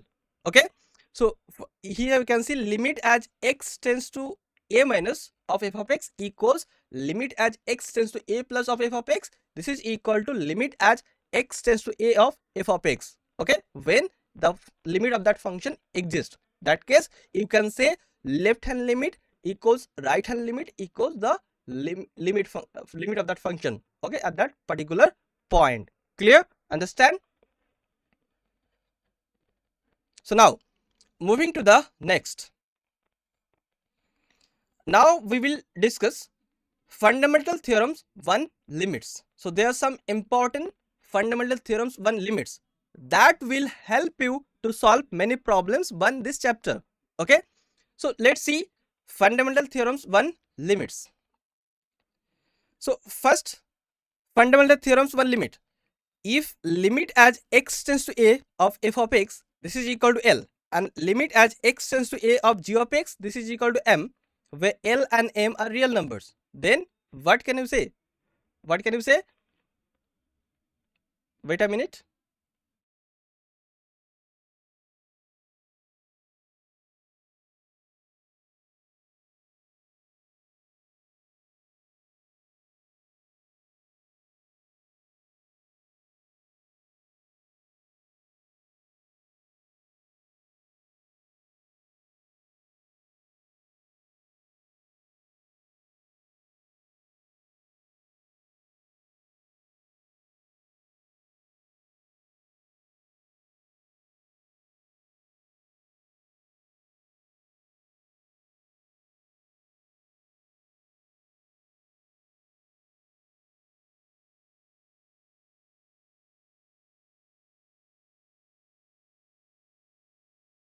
So now let's see some fundamental theorems 1 limits.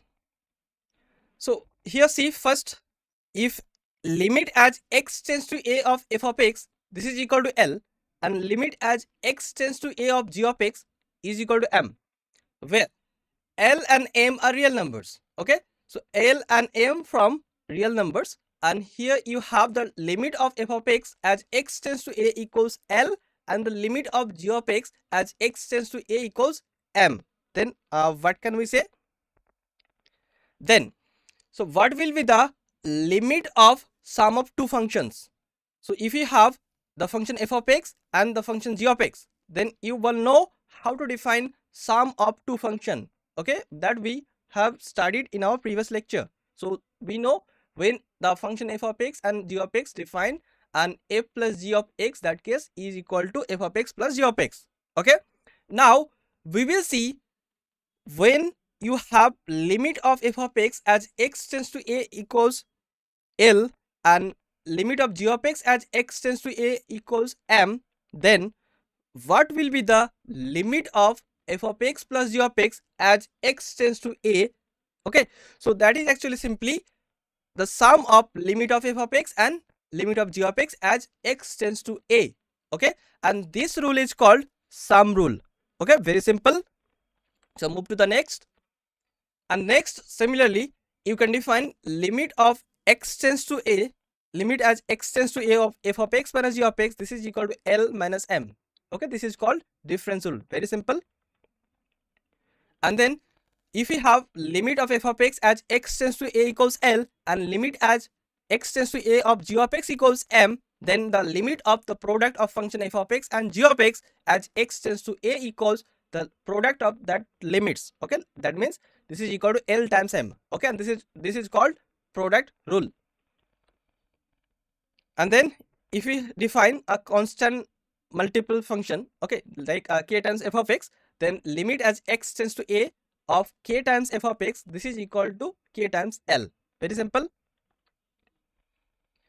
Now see here, quotient function. Okay, you all know how to define quotient of two function. So if your quotient is f by g, so f by g of x is defined as f of x by g of x. Okay, and there one thing you should note, g of x is not equal to 0. Okay, so now our question, what will be the limit of f of x by g of x as x tends to a? So you have limit of f of x as x tends to a equals L and limit as x tends to a of g of x equals M.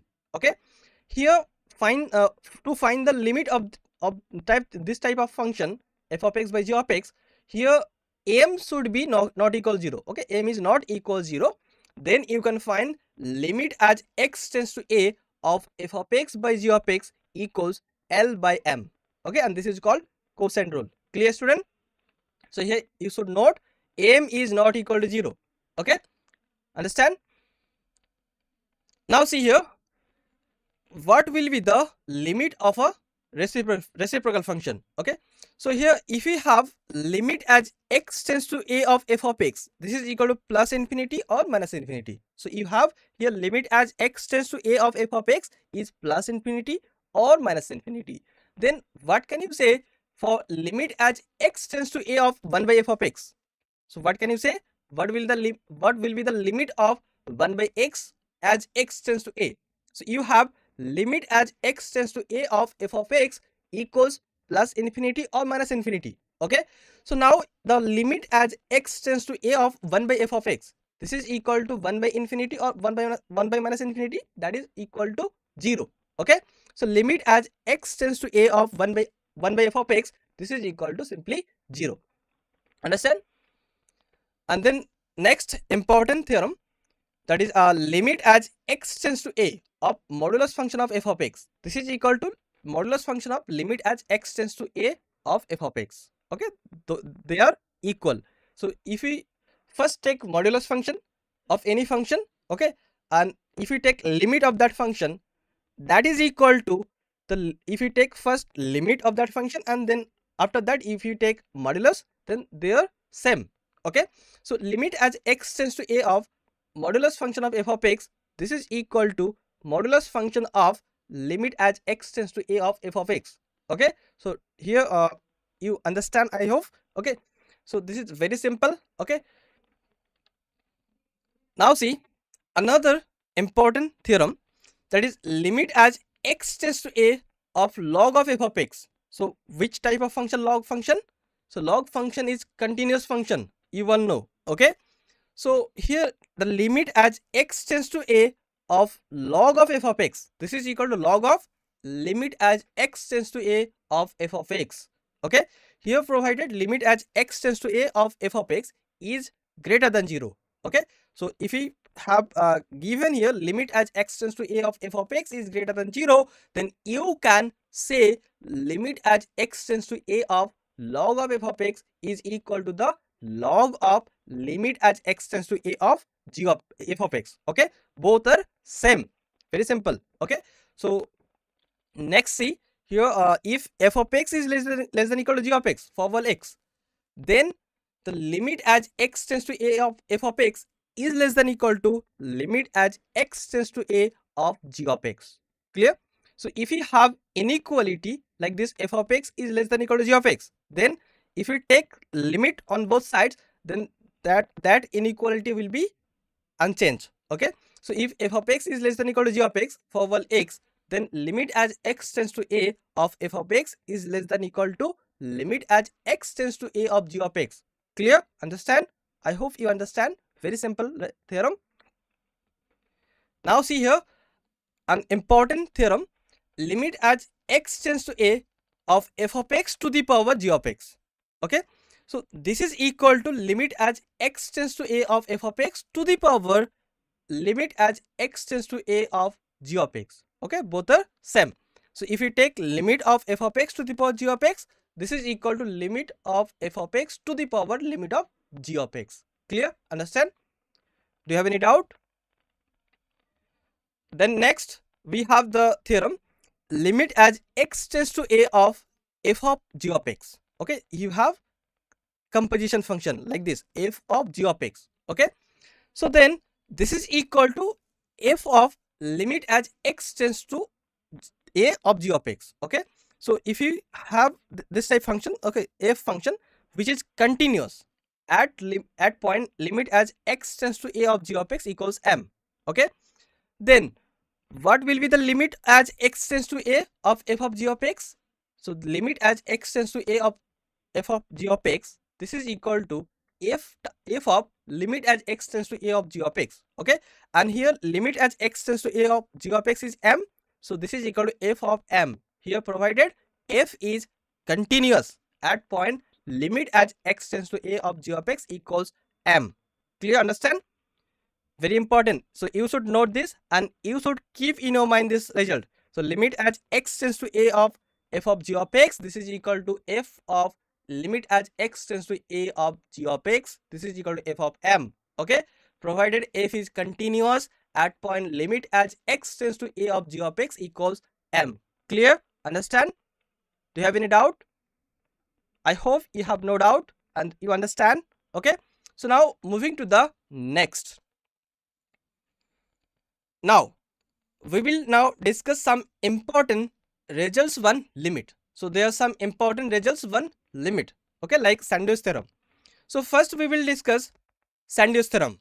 After that we will discuss some important results one limit. So first see here, if f of x is less than equal to g of x is less than equal to h of x. Okay, so you have three functions and you have these inequalities. F of x is less than equal to g of x is less than equal to h of x for while x belongs in open interval alpha comma beta minus singleton set a. Okay, so you have this inequalities and for this happen for while x belongs in open interval alpha comma beta minus singleton set a. Clear? Then what can we say? And if we have given limit as x tends to a of f of x, this is equal to limit as x tends to a of h of x equals L. Okay, that means limit of f of x as x tends to a, and this is equal to limit as x tends to a of h of x, both are equal. Okay, so if limit of first and last, okay, first and last function equal, then you can say limit as x tends to a of g of x, this is equal to L, where a belongs in open interval alpha comma beta. Okay, so this theorem is known as Sandwich theorem. Sometimes it is called squeeze theorem. Okay, so if f of x is less than equal to g of x less than equal to h of x for while x belongs in open interval alpha comma beta minus singleton set a, and limit as x tends to a of f of x equals limit as x tends to a of h of x equals L, then you can say the limit of g of x as x tends to a equals L, where a belongs in open interval alpha comma beta. Okay, so this is very important theorem and we will use this theorem to solve many questions on this chapter. Okay, understand? Now we will see some important results one limit. So let's see some important results one limit. So some important results one limits are given below here. So see here, first we will discuss algebraic limits. Okay, so first we will discuss some algebraic limits. Okay, so first see here, limit as x tends to a of x to the power n minus a to the power n divided by x minus a, this is equal to n times a to the power n minus 1, where n belongs in set of rational numbers and a is greater than 0. Okay, so here you have this expression x to the power n minus a to the power n divided by x minus a.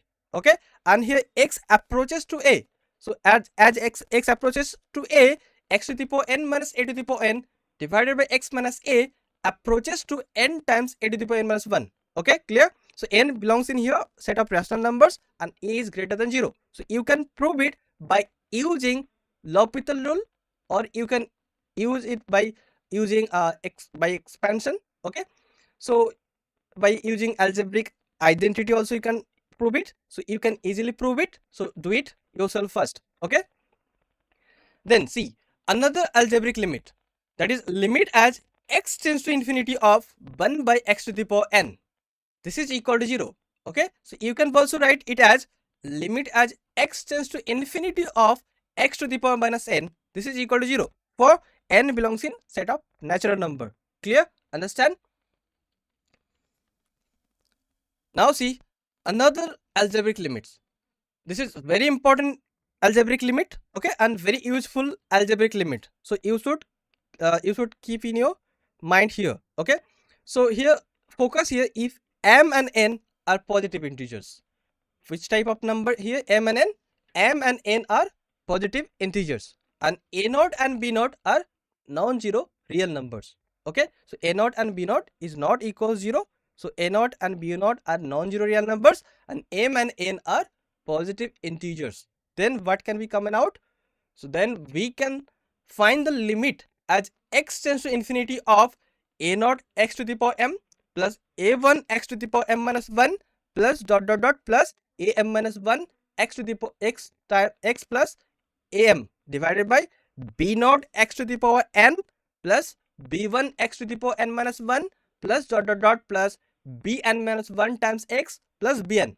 Okay, so now you can say this limit of this expression is equal to a naught by b naught if m equals n. Okay, when m and n equal, then limit of this expression is a naught by b naught. Okay, how can we prove it? So easily you can put here m equals n. Okay, and then you will get this expression as a naught x to the power n plus a1 x to the power n minus 1 plus dot dot dot plus an minus 1 times x plus an divided by b naught x to the power n plus b1 x to the power n minus 1 plus dot dot dot plus bn minus 1 times x plus bn. Okay, now common out x to the power n from numerator and denominator. Okay, and cancel them each other. Then you will get a naught plus a1 x to the power m minus x to the power n minus 2 and so on, and plus dot dot dot like this, and then you will get b naught x b naught plus dot dot dot dot. Okay, so here after as x tends to infinity, you will get only a naught by b naught. Okay, this is how you can prove it.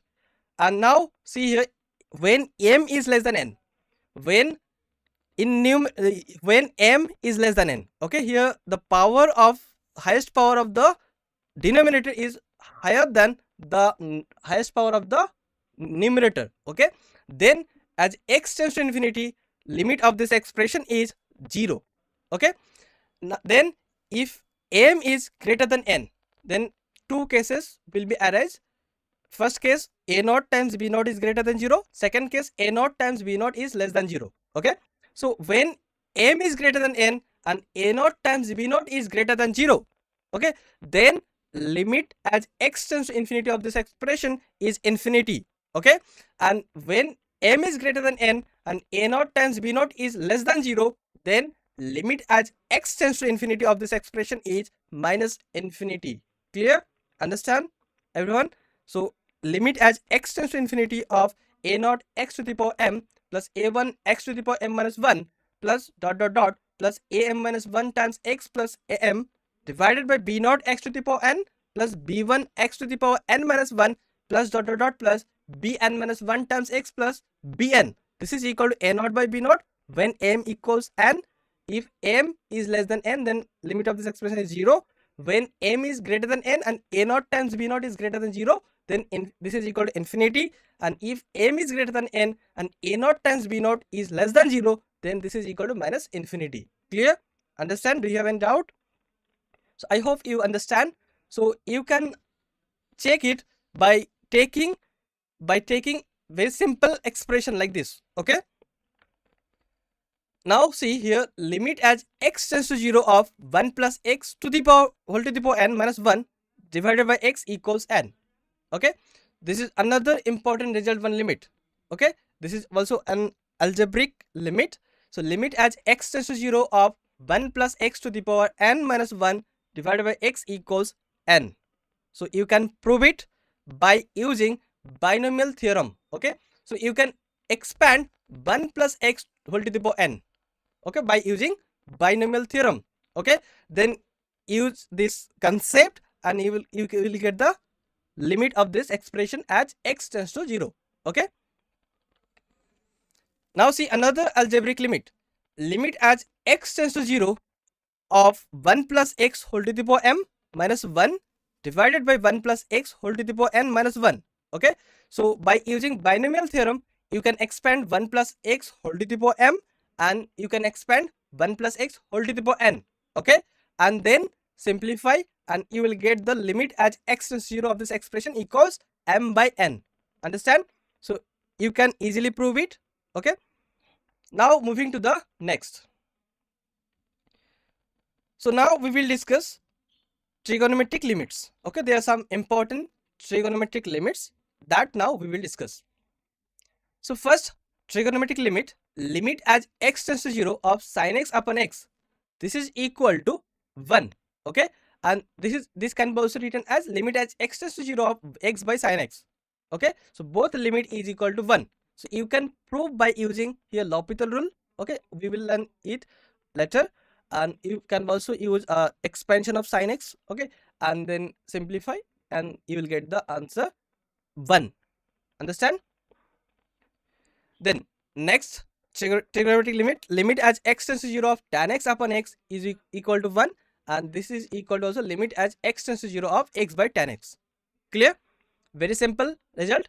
And another result, limit as x tends to 0 of sin inverse x by x equals 1, and this is equal to limit as x tends to 0 of x by sin inverse x. Clear? Understand? So these are some important trigonometric limits. Okay, so another important result is limit as x tends to 0 of tan inverse x upon x, this is equal to 1. This is equal to limit as x tends to 0 of x by tan inverse x. Then limit as x tends to 0 of sin x upon x, this is equal to 1, that we already seen here. And then limit as x tends to infinity of sin x upon x, this is equal to limit as x tends to infinity of cos x upon x, this is equal to 0. Okay, and then if limit as x tends to infinity sin x or limit as x tends to infinity of cos x oscillates between minus 1 to 1. Okay, and then limit as x tends to 0 of sin to the power p of mx divided by sin to the power p of nx, this is equal to m by n whole to the power p. Okay, so I am giving you hints how to prove this result. Okay, so you can write sin to the power p mx as mx to the by dividing by mx to the power p.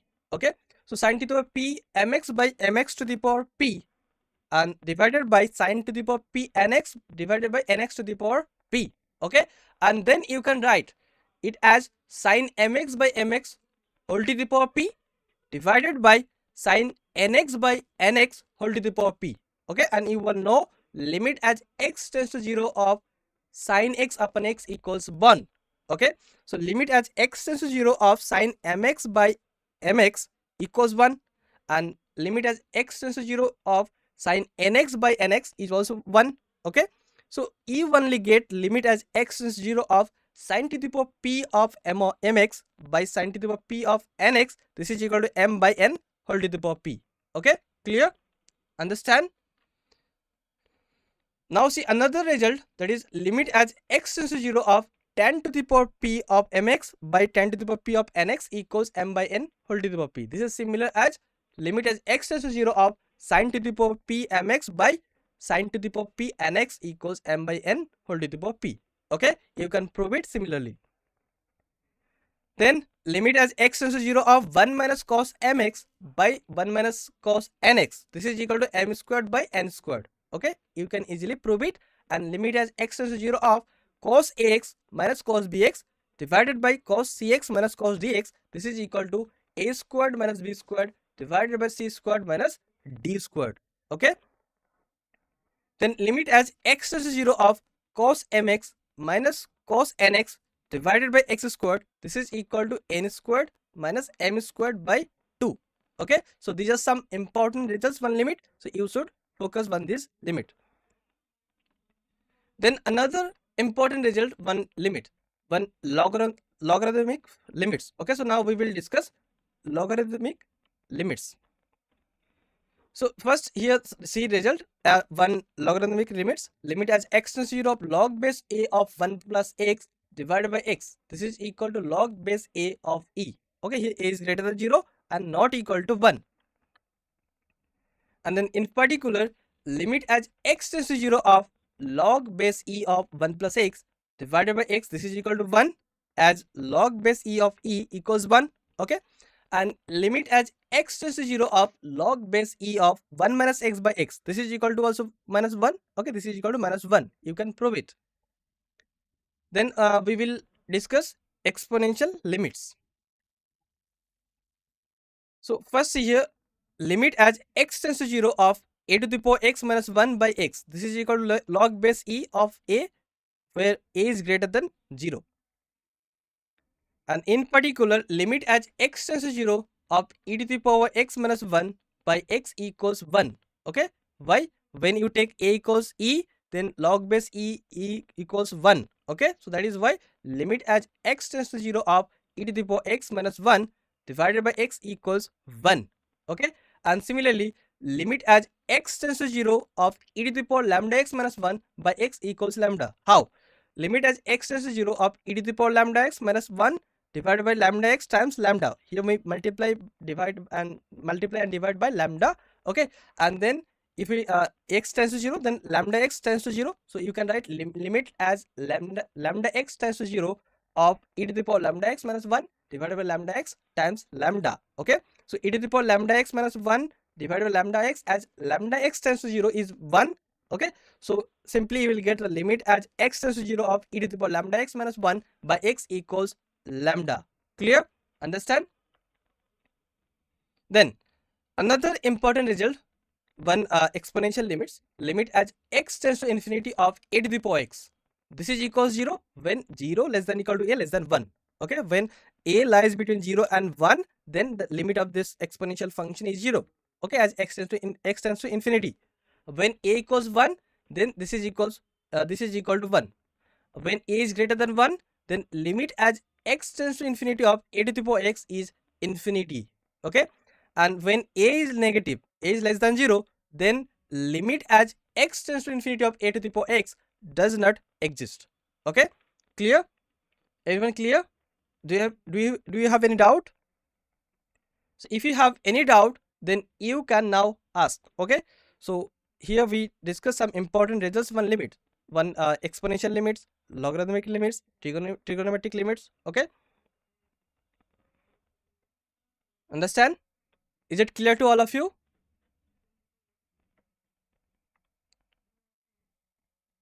Okay, now we will see another important results of one limit. Okay, that is 1 to the power infinity form limits. Okay, this is very important in the point of view of JEE. Okay, so based on this topic, many questions asked in previous year on JEE exam. Okay, so 1 to the power infinity forms limits. Now we will discuss. So if you have limit as x tends to a of f of x equals limit as x tends to a of g of x equals 0, then limit as x tends to a of 1 plus f of x to the power 1 by g of x. This is equal to e to the power limit as x tends to a of f of x by g of x. Okay, here you can see 1 plus f of x tends to 1 as x tends to a. Why? Because you have limit as x tends to a of f of x equals 0. Okay, and limit as x tends to a of g of x equals 0. So limit as x tends to a of 1 by g of x equals infinity. So this is the 1 to the power infinity form. So now this limit is equal to basically e to the power limit as x tends to a of f of x by g of x. Clear? Understand? Now see, if you have limit as x tends to a of f of x equals 1 and limit as x tends to a of g of x equals infinity, then limit as x tends to a of f of x to the power g of x, this is equal to e to the power limit as x tends to a of f of x minus 1 times g of x. Okay, so you have here limit as x tends to a of f of x equals 1, and you have limit as x tends to a of g of x equals infinity. Okay, so you have here 1 to the power infinity form limit. So here limit as x tends to a of f of x to the power g of x, this is equal to e to the power limit as x tends to a of f of x minus 1 times g of x. Okay, so these are very important theorem, 1 in 1 to the power infinity form limits. Clear? Understand? Now we will see some general cases. So limit as x tends to 0 of 1 plus x whole to the power 1 by x equals e. Then next general case, limit as x tends to infinity of 1 plus 1 by x to the power x equals e. Okay, and limit as x tends to 0 of 1 plus lambda x to the power 1 by x equals e to the power lambda. And limit as x tends to infinity of 1 plus lambda by x to the power x equals e to the power lambda. And limit as x tends to 0 of 1 plus ax whole to the power b by x equals limit as x tends to infinity of 1 plus a by x whole to the power bx, this is equal to e to the power ab. Okay, so you can observe here in all the expression you have this expression 1 plus x tends to 1 as x tends to 0. Okay, and here 1 by x tends to infinity as x tends to 0. So this is 1 to the power infinity form. Okay, so you can use the previous result to show this. Okay, similarly you can do for this, you can do for this, and you can do for this one, and you can do also for this one. Okay, so the previous result for 1 to the power infinity limits form you can use here to show these cases. Okay, understand? I hope you understand.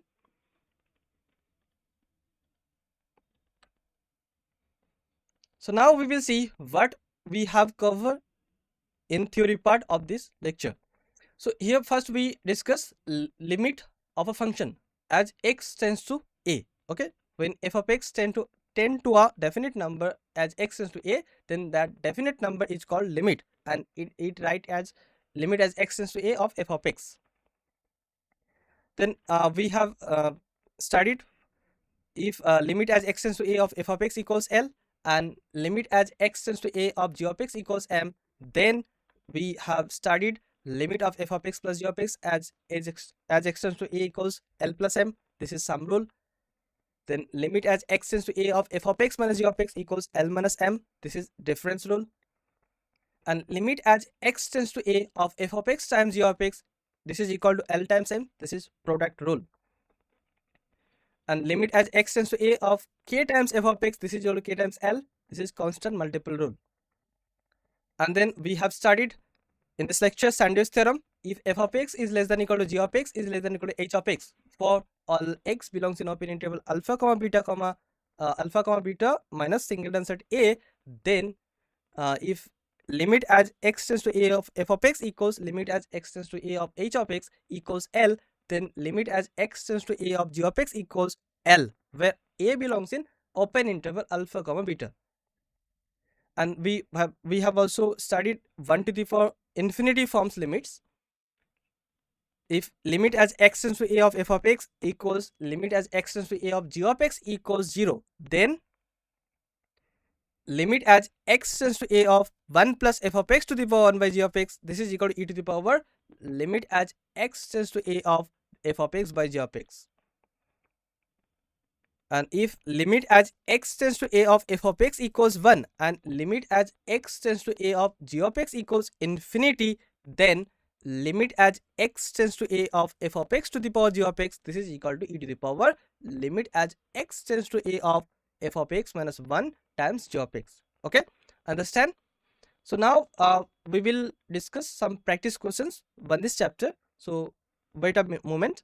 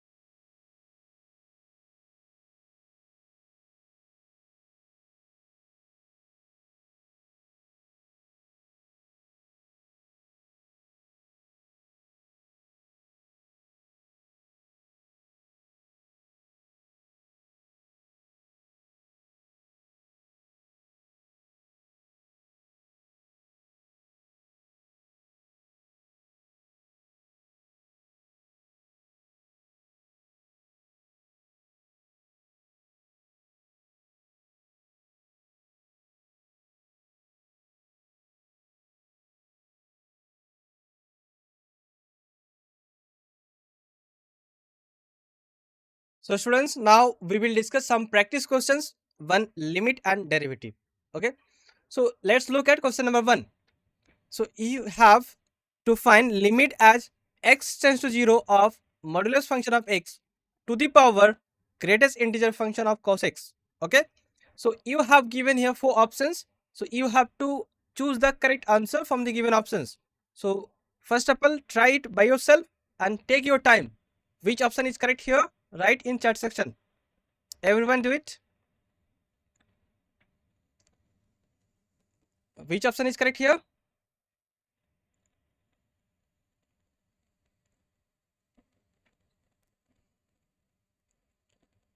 Do it. Take your time and do it. Everyone do it.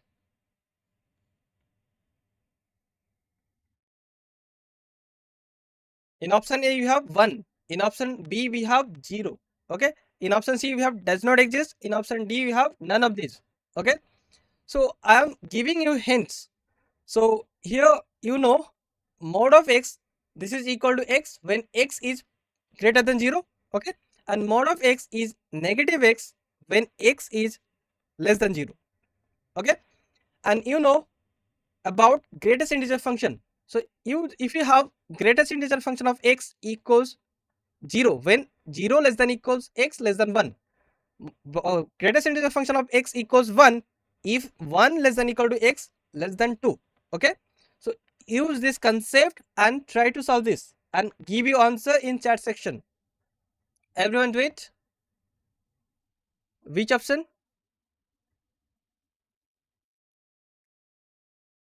Which option is correct here?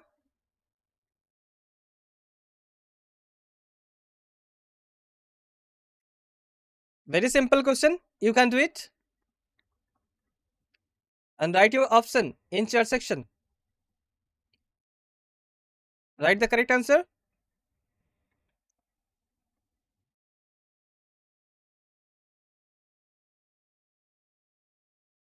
I'm waiting here for your answer. Everyone do it. Which option is correct here?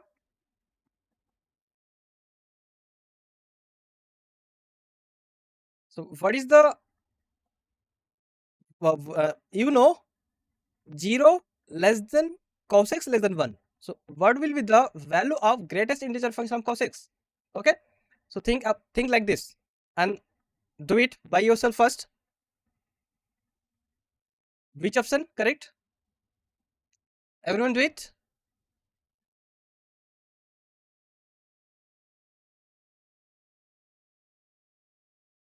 Do it.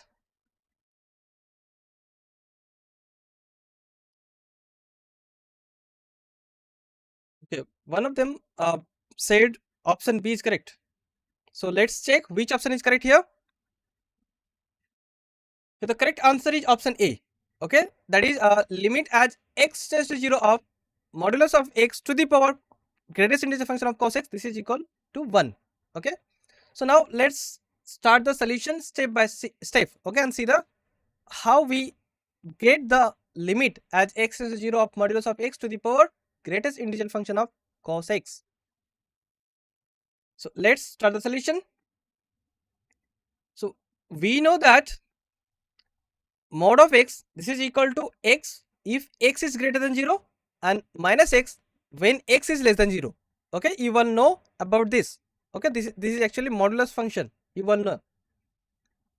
And then you have to find limit as x tends to 0. And 0 less than cos x less than 1.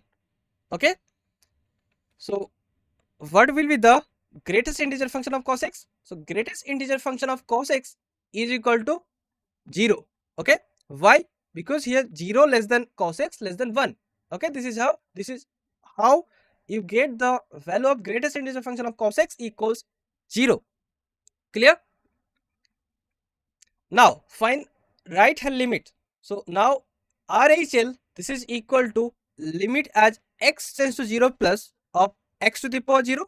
So why we take here x? Because x tends to 0 plus. Okay, and here x is greater than 0. So here we will take the value of mod of x is x. Okay, So RHL, this is equal to limit as x tends to 0 plus of x to the power 0. Okay, and you know all a to the power 0 equals 1. Okay, so limit as x tends to 0 plus of x to the power 0, this is equal to limit as x tends to 0 plus of 1 to the 1. Okay, this is equal to 1. So RHL, this is equal to 1. Understand? Now find left hand limit. So LHL, this is equal to limit as x tends to 0 minus of minus x to the power 0. Okay, minus x to the whole to the power 0. Why we take here minus x? Because x is approaching to 0 from left side. Okay, so here x is less than 0. That is why here we take mod of x equals minus x. Okay, and then the limit as x tends to 0 minus of minus x to the power whole to the power 0, this is equal to limit as x tends to 0 minus of 1 equals 1. Okay, clear? So RHL equals 1 and LHL equals 1. So both exist unequal. So since RHL equals LHL, so what can you say? Limit as x tends to 0 of modulus function of x to the power greatest integer function of cos x exists, and this is equal to 1. Okay, so option A is your correct answer. So I hope you understand and it's clear to all of you. So now moving to the next question. In this question, you have function f from set of real numbers to close 0 to infinity. Okay, and here limit as x tends to 5 of f of x exists, and you have limit as x tends to 5 of f of x whole squared minus 9 divided by square root of modulus of x minus 5, this is equal to 0. And then you have to find limit as x tends to 5 of f of x. Okay, so what is the value of limit as x tends to 5 of f of x, that you have to find, and you have given here 4 options. So everyone do it. Which option is correct here? Take your time and do it. So try it, everyone. Everyone do it and give your answer. Which option is correct here?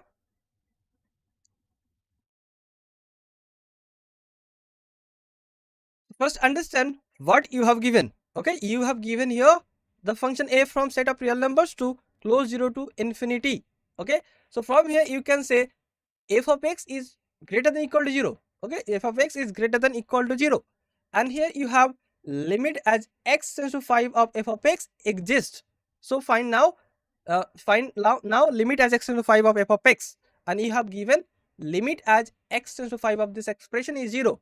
Okay, so using these given things, you have to find limit as x tends to 5 of f of x. So write your answer in chat section.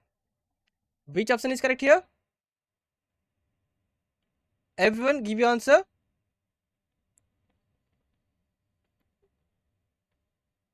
Which option? Do it. Are you trying to do it? Everyone do it. Give your answer. Write your answer in chat section.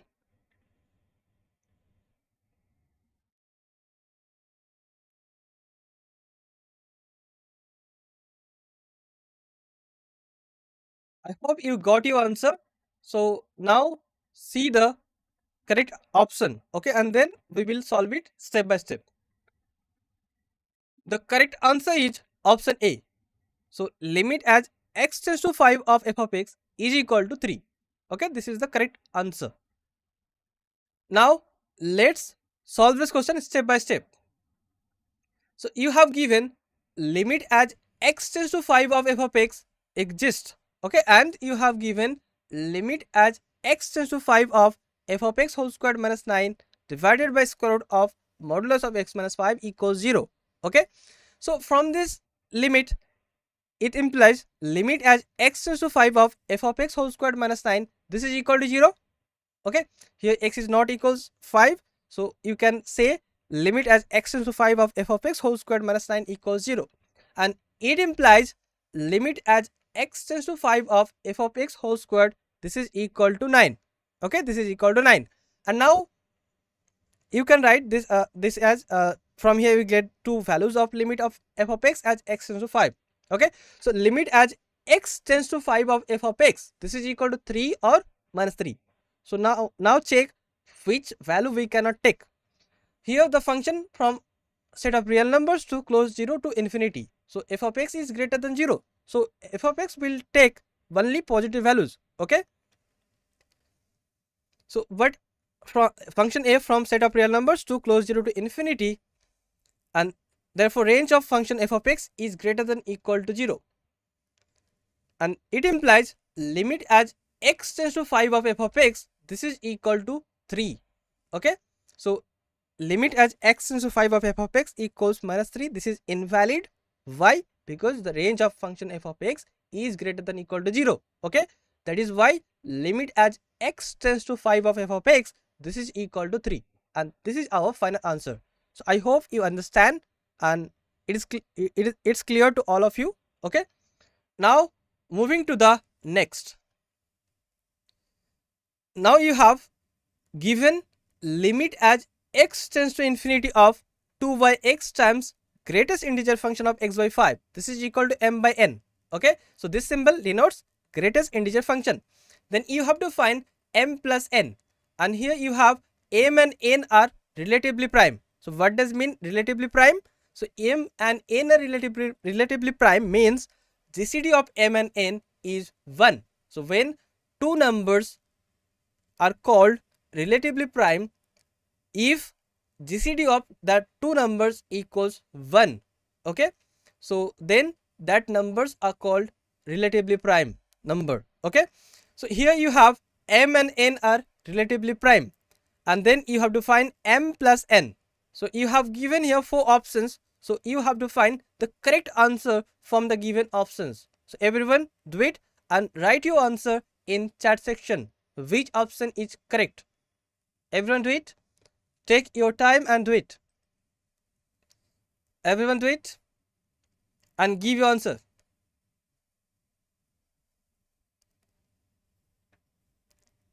Which option correct? Write your answer.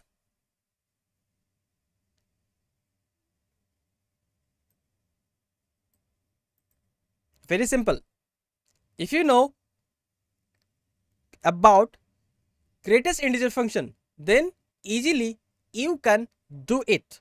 Okay, so for doing this question you need to know about greatest integer function. Okay, so basically you have to write x by 5, greatest integer function of x by 5 only in x terms. Okay, then you can simplify and you will get the values of m and n.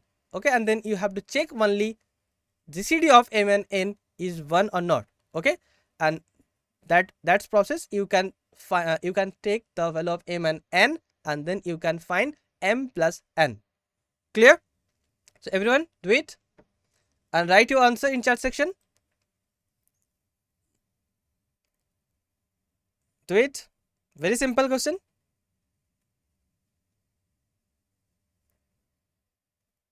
Write your answer.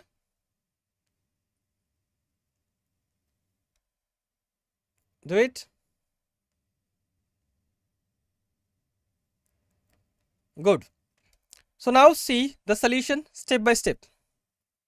Here the correct answer is option B. Yes, the correct answer is here option B. That means m plus n is 7. So now let's solve this question step by step. So here focus on the solution of this question. So you have to find first limit as x tends to infinity of 2 by x times greatest integer function of x by 5. Okay, so here you can express greatest integer function of x by 5 in terms of x. So the expression x by 5 can be written as x by 5 equals greatest integer function x by 5 plus r. Okay, you can write x by 5 equals greatest integer function x by 5 plus r, and here r between 0 and 1. So 0 less than equal to r less than 1. Therefore greatest integer function x by 5, this is equal to x by 5 minus r, and here r between 0 to 1, so you can neglect the values of r. So as x tends to infinity, r becomes insignificant compared to x by 5. So we can approximate greatest integer function of x by 5. This is approximately equals x by 5. Okay, so as x tends to infinity, r becomes very small compared to x by 5. So we can approximate greatest integer function x by 5 as x by 5. Clear? Now substituting this expression into our limit, and it gives 2 by x times greatest integer function x by 5 is approximately equal to 2 by x times x by 5 is equal to 2 by 5. Clear? So thus the limit as x tends to infinity of 2 by x times greatest integer function x by 5, this is equal to limit as x tends to infinity of 2 by 5, this is equal to 2 by 5. Okay, in this case we identify m equals to and n equals 5. So m equals 2 and n equals 5. Are there relatively prime numbers? So you can check GCD of 2 and 5. So GCD of 2 and 5 is 1. So 2 and 5 are relatively prime numbers. Okay, relatively prime integers. So we can take m equals 2 and n equals 5. Finally, find m plus n. So m plus n, this is equal to 2 plus 5 and this is equal to 7. Okay, so our final answer is 7. So I hope you understand. And now moving to the next. Now see here, question number 4. Here you have to find the value of the constant alpha and beta, and you have given this limit as x tends to infinity of x squared plus 1 by x plus 1 minus alpha x minus beta equals 0. Okay, so here you have given 4 options, so you have to find the correct answer from the given options. So everyone write your answer in chat section. So everyone try it by yourself first. Take your time and do it and give your answer in chat section. Everyone do it. Very simple question. Just you have to do some algebraic manipulation.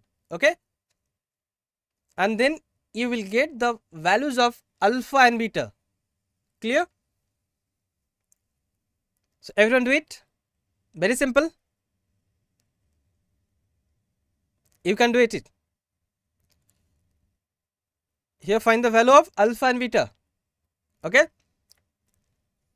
so first you take LCM x plus 1. Okay, and then simplify, and after that you can say which values alpha and beta will take. Okay, clear? So do this. Very simple question. Easily you can do it.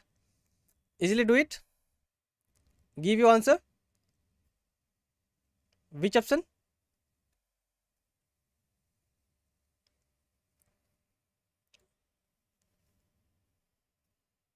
Write your answer.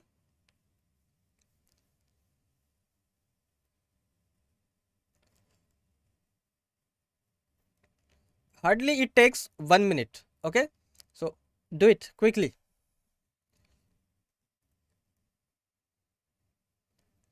And give your answer in chat section.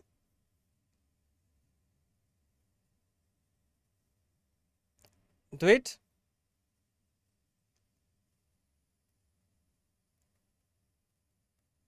Which option?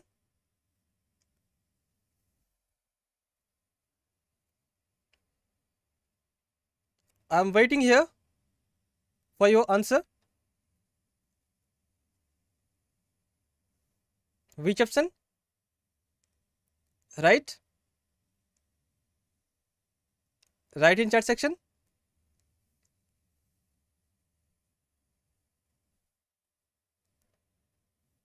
I hope you understand how to solve this question. Okay, so now let's check the option. Which option is correct here? Here the correct answer is option C. Yes, Correct answer is option C. So everyone matches your answer with our correct answer. So now let's solve this question step by step. So you have limit as x tends to infinity of x squared plus 1 divided by x plus 1 minus alpha x minus beta equals 0. Okay. So now simplify it. So it implies limit as x tends to infinity of x squared plus 1 minus alpha times x squared minus alpha x minus beta divided by x plus 1. This is equal to 0. Now take common out x squared from x squared and minus alpha x squared. Okay, then you can write here x squared times 1 minus alpha. Okay, and then here common out x terms, so minus x times alpha plus beta plus 1 minus beta. Okay, divided by x plus 1 equals 0. Now it implies limit as x tends to infinity of x squared times 1 minus alpha minus x times alpha plus beta plus 1 minus beta by x plus 1. This is equal to 0. Now the above limit, this limit is 0 only if 1 minus alpha equals 0 and alpha plus beta equals 0. Okay, otherwise it will not 0. So for this limit is 0 only it will happen when 1 minus alpha equals 0 and alpha plus beta equals 0. Okay, so from these two equations easily you can find the values of alpha and beta. So you will get the value of alpha is 1 and beta equals minus 1. Okay, so the value of the constant alpha equals 1 and the beta equals minus 1. So I hope you understand. So now moving to the next question. Now let's look at question number 5. In this question you have to find limit as n tends to infinity of 3 times 2 to the power n plus 1 minus 4 times 5 to the power n plus 1 divided by 5 times 2 to the power n plus 7 times m 5 to the power n. Okay, so you have given here 4 options, so you have to choose the correct answer from the given option. Okay, very simple question. So first of all, try to do it yourself. Everyone do it. Everyone do it and give your answer in chat section. Which option is correct here?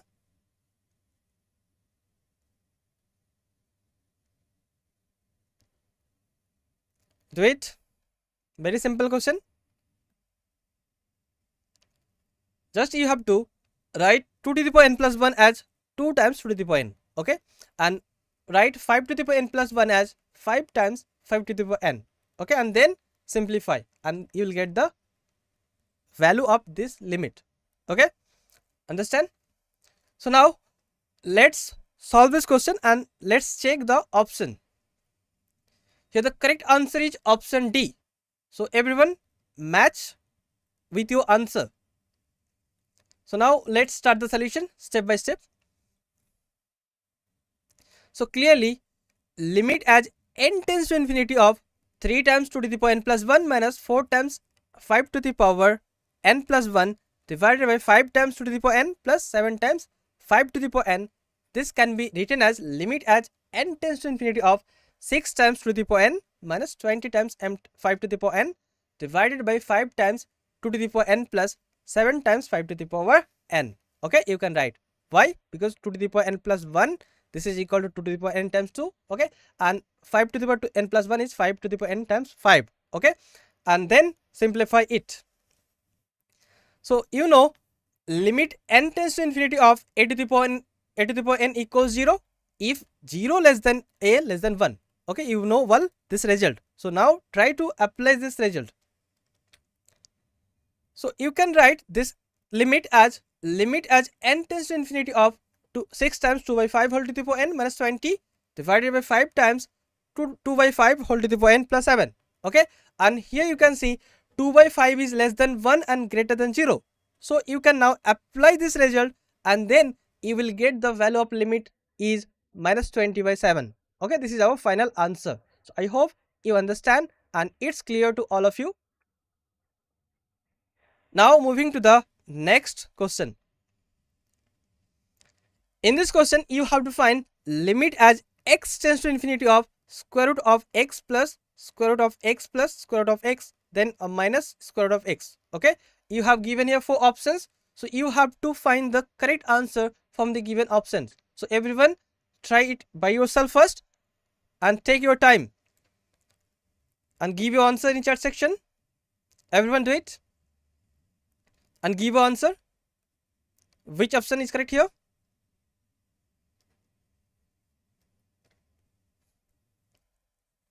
Write your answer.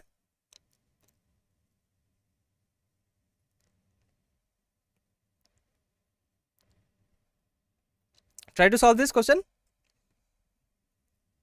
Very simple question. Just you have to use algebraic concept. Okay. Try to solve this. Everyone do it.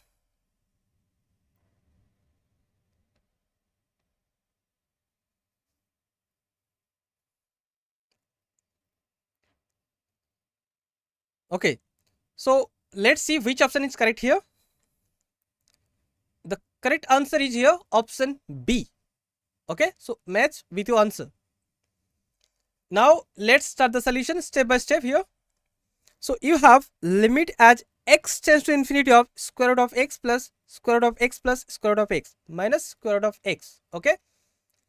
So you can write this limit as x tends to infinity of square root of x plus square root of x plus square root of x minus square root of x times square root of x plus square root of x plus square root of x plus square root of x divided by square root of x plus square root of x plus square root of x plus square root of x. Okay. Now simplify it.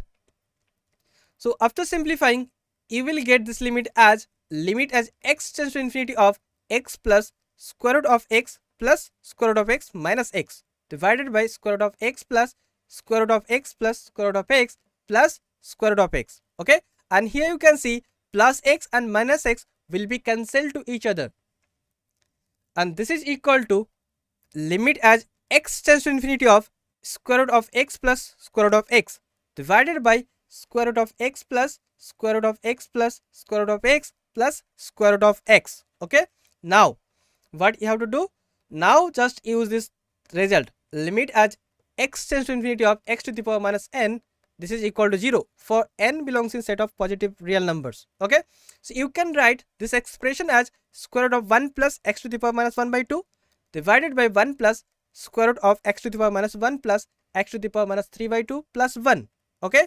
And as x tends to infinity, this expression approaches to 1 by 2. Okay. And this is our final answer. So I hope you understand.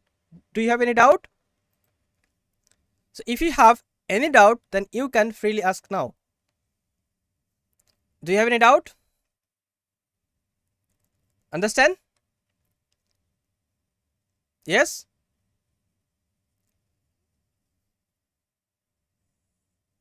Every concept and every questions are clear to all of you? So you have no doubt. Okay. So that's all for today's lecture. Thank you for your attention. I hope this lesson was helpful to all of you.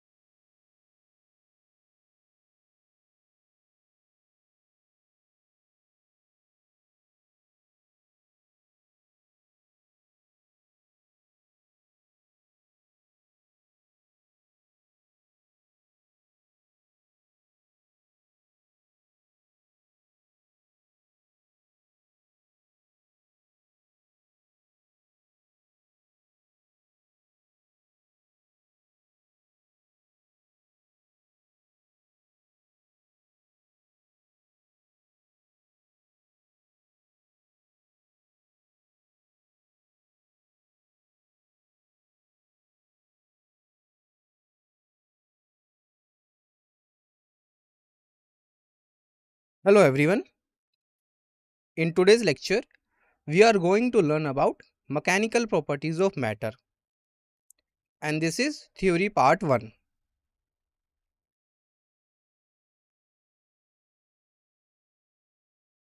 This is our disclaimer.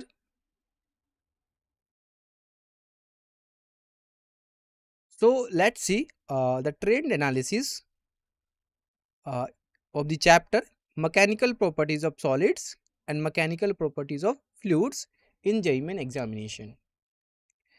So if we talk about the mechanical properties of solids, so overall weight is according to last 5 years, that is 2.08%.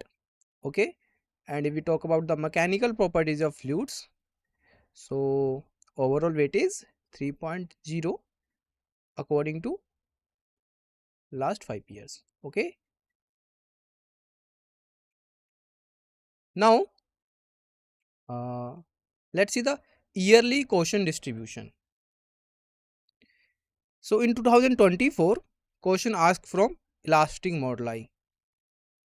Number of questions 1, and their difficulty level average. Okay, similarly in 2023, question asked from elastic modulus. Number of questions 1, and their difficulty level average. In 2022, question asked from Hooke's law and Young's modulus, and number of questions 1. And if we talk about their difficulty level, so we can say question was easy. Okay, in 2021, question asked from moduli of elasticity. Number of questions 1, and their difficulty level average. Similarly in 2020, question asked from stress, and number of questions 1, and question was average. All right. Similarly, we can see yearly question distribution for mechanical properties of solids. So here in 2024, question asked from viscosity and surface tension. Number of questions 1, and if we talk about the difficulty level, so we can say question was easy. Okay, in 2023, question asked from Bernoulli's principle. Number of questions 1, and their difficulty level average. In 2022, question asked from terminal velocity, and number of questions 1, and the question was average. Similarly in 2021 and 2020, question asked from drops and bubbles and fluid flow respectively, and their difficulty level was easy. Okay, so this is the trend analysis. So all these concepts are very important for the JEE main examination. So in today's lecture, firstly we will cover some topics. So first is elastic behavior.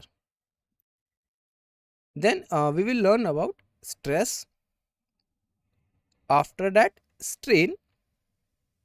Then we will discuss stress strain relationship.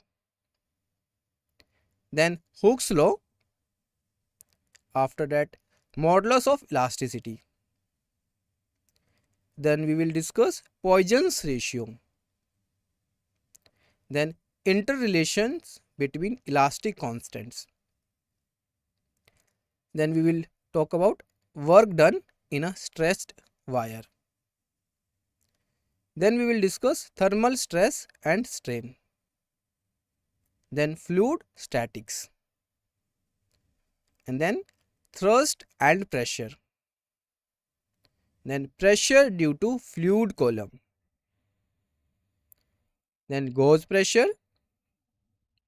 Then Pascal's law. Then Archimedes principle and buoyancy.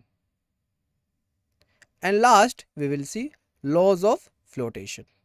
Alright, so these are the concepts which we will discuss in today's lecture one by one. Alright everyone, so are you ready for the today's lecture? Alright, very good.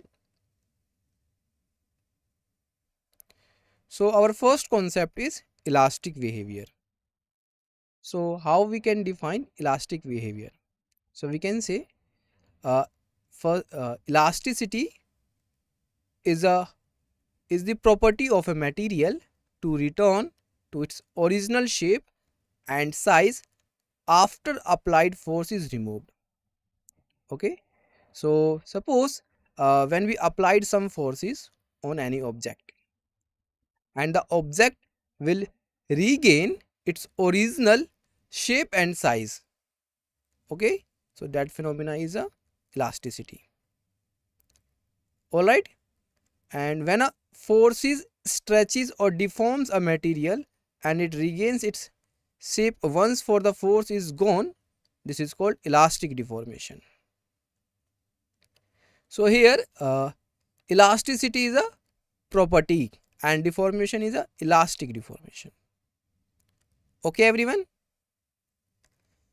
this concept is fundamental in understanding how materials behave under stress. Okay, so look at here, uh, when the image shows the elastic behavior. Okay, how? So there is just some force, and that uh, and due to that force the shape of the object is changed. Okay, when removing the force and we can say weight from this body, it will regain its original shape and size. Okay, so this is the phenomena of elasticity. All right, next concept is stress. Stress is defined as the internal restoring force per unit area of cross section of a deformed body. Stress is a measure of the internal force applied per unit area within a material. So for more understanding, let's see mathematical expression. So to calculate the stress, okay, stress equal to restoring force, that is F, and area A. Okay, so we can say stress is equal to force upon area. Okay, if we talk about the SI unit, so we can say the SI unit of stress is Pascal, which is equivalently to Newton per square meter. Stress measures the internal force applied per unit area within a material. Okay, now let's see types of stress. So first is normal or longitudinal stress.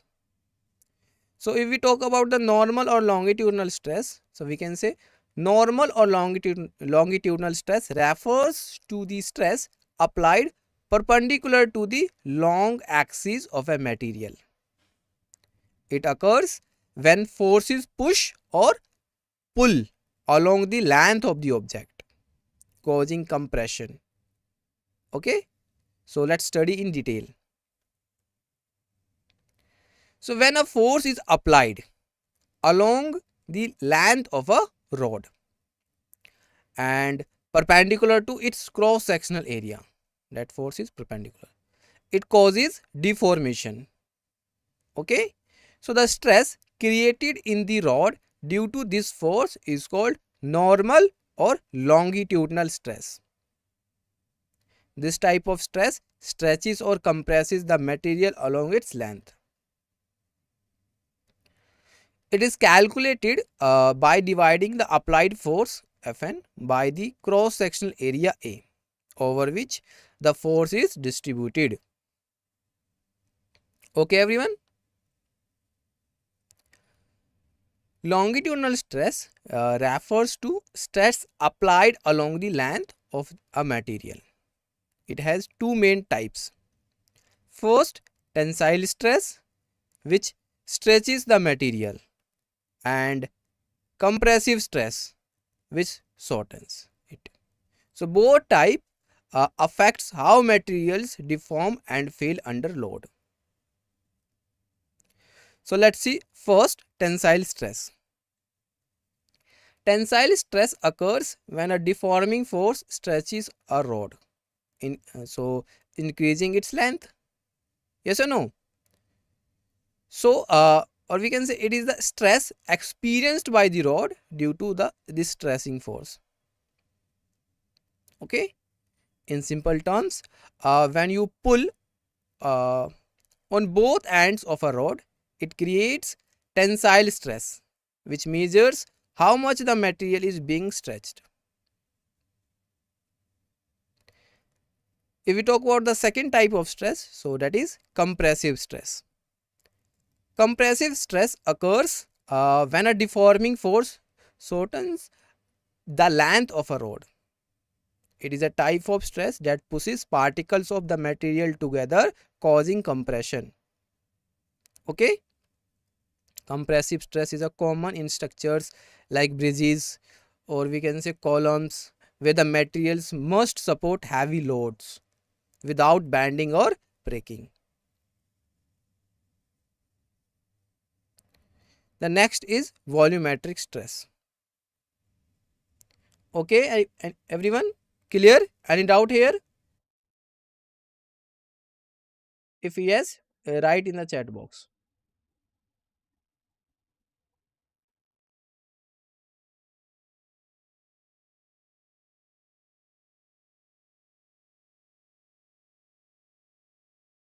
Any doubt?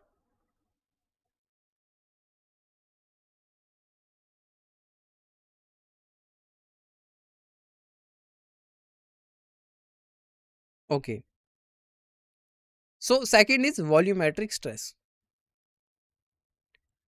When a force is applied to a body and it changes volume or density but keeps its shape, it's called volume change. Okay, and this happens when the force acts equally in all directions, like pressure. Okay, so the body compresses or expands but does not bend or twist. And this type of deformation is common in solids under uniform pressure, such as in hydraulic systems or when gases are compressed. At any point, when the force is perpendicular to its surface, at any small area, the magnitude of force is directly proportional to its area. Okay, means the force exerted on the surface is directly proportional to area of that surface. Then force per unit area is called volumetric stress. It measures how much pressure is exerted on a substance to either compress or expand it. So volumetric stress is equal to Fv divided by A. This concept is important in understanding how materials deform under pressure, specifically in 3 dimensions. Now we are going to learn about shearing or tangential stress. So when the force is applied tangentially, okay, to a surface, then it is called tangential or shearing stress. This stress causes layers of the material to slide past each other. It is different from normal stress, which acts perpendicular to the surface. And understanding shearing stress is important in fields like engineering and physics, as it helps in analyzing how materials deform under different types of forces. It is calculated by dividing the tangential force Ft by the area A. Okay, this concept is important in understanding how materials deform under shear force, such as in beams or shafts subjected to twisting or sliding forces. It produces a change in shape, volume remaining same. Okay, next is strain. Understanding this concept, let's see. Strain is the ratio of the change in body's configuration to its original configuration. Strain is a measure of deformation calculated as the ratio of the change in length to the original length. Okay, so since it compares two similar quantities lengths, it has no unit and is therefore unitless and dimensionless. Okay, so this makes strain a pure number useful for comparing how different materials stretch or compress under stress. So look at here, in this figure there is a two rod having first one having length L, second one having length L plus delta L. So longitudinal strain occurs when a force causes a change in the length of an object like a wire or rod. Okay, this measures a high this measure and helps us to understand how an object stretches or compresses. Okay, so for a wire or rod, longitudinal strain is defined as ratio of change in length to the original length. So look at here. So initially the length of the rod is L. Okay, after some time the length will be changed L plus delta L. So here delta L is the change in length.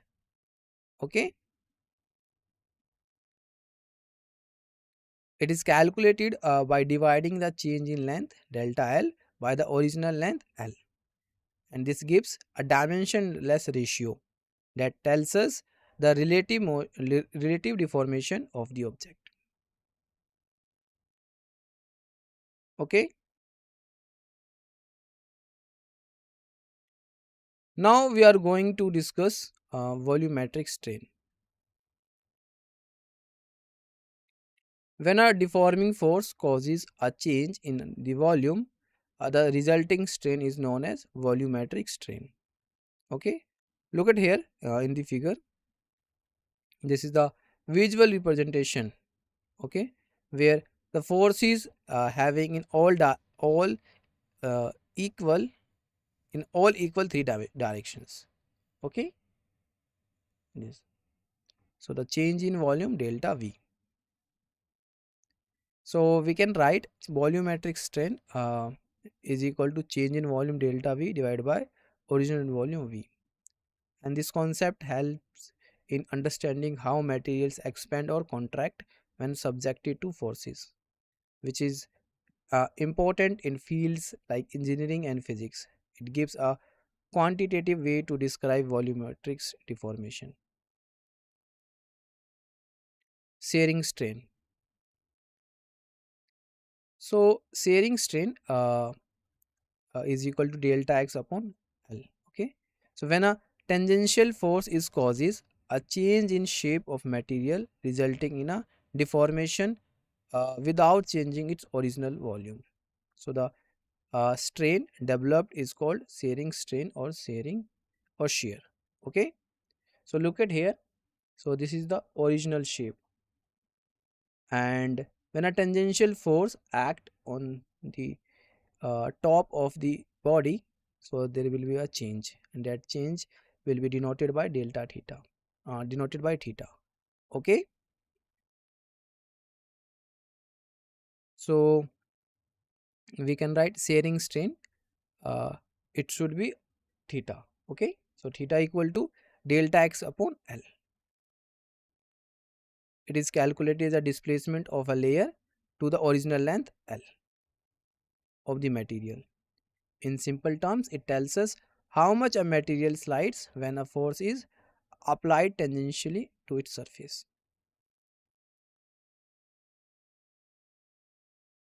Stress strain relationship. So for a solid, the graph between stress either tensile or compressive and normal strain is shown in the figure. Okay, look at here in this figure.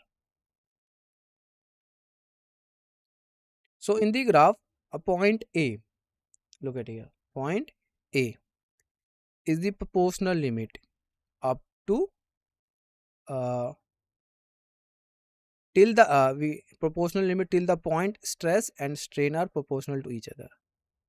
Okay, and this relationship is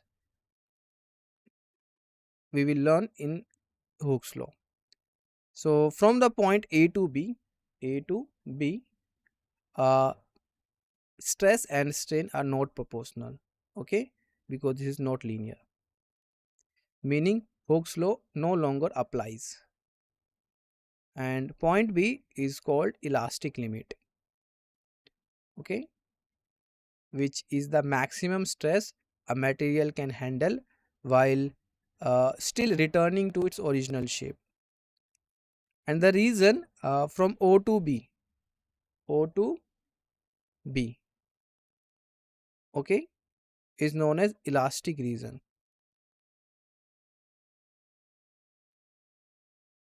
where the metals behaves elastically and regains its shape after the force is removed. When a material is stretched beyond point B, it starts to deform permanently without an increase in stress. Okay, so this is called plastic behavior. And the area between the points B and D represents the plastic region, where the material continues to stretch permanently even though the applied force remains constant. And this shows the material has passed its elastic limit and it's now undergoing irreversible deformation. Okay, everyone? Clear? Any doubt?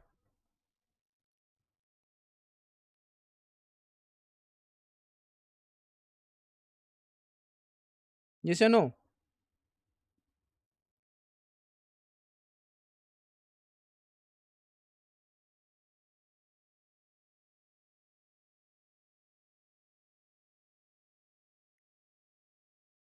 Any doubt?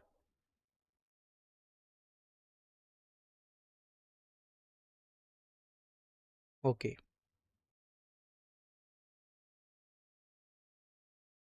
So now the point D, a wire may break. The maximum stress experienced by the wire at this point is known as the breaking stress. This is the highest stress a material can withstand before it fractures. Okay, so breaking stress indicates the limit of a material's strength and is crucial in engineering to ensure materials are used safely within their limits. Okay, beyond so we can say point D on the graph is the ultimate tensile strength, breaking strength of the material, and fracture occurs at point E. Okay, so this is just graphical analysis.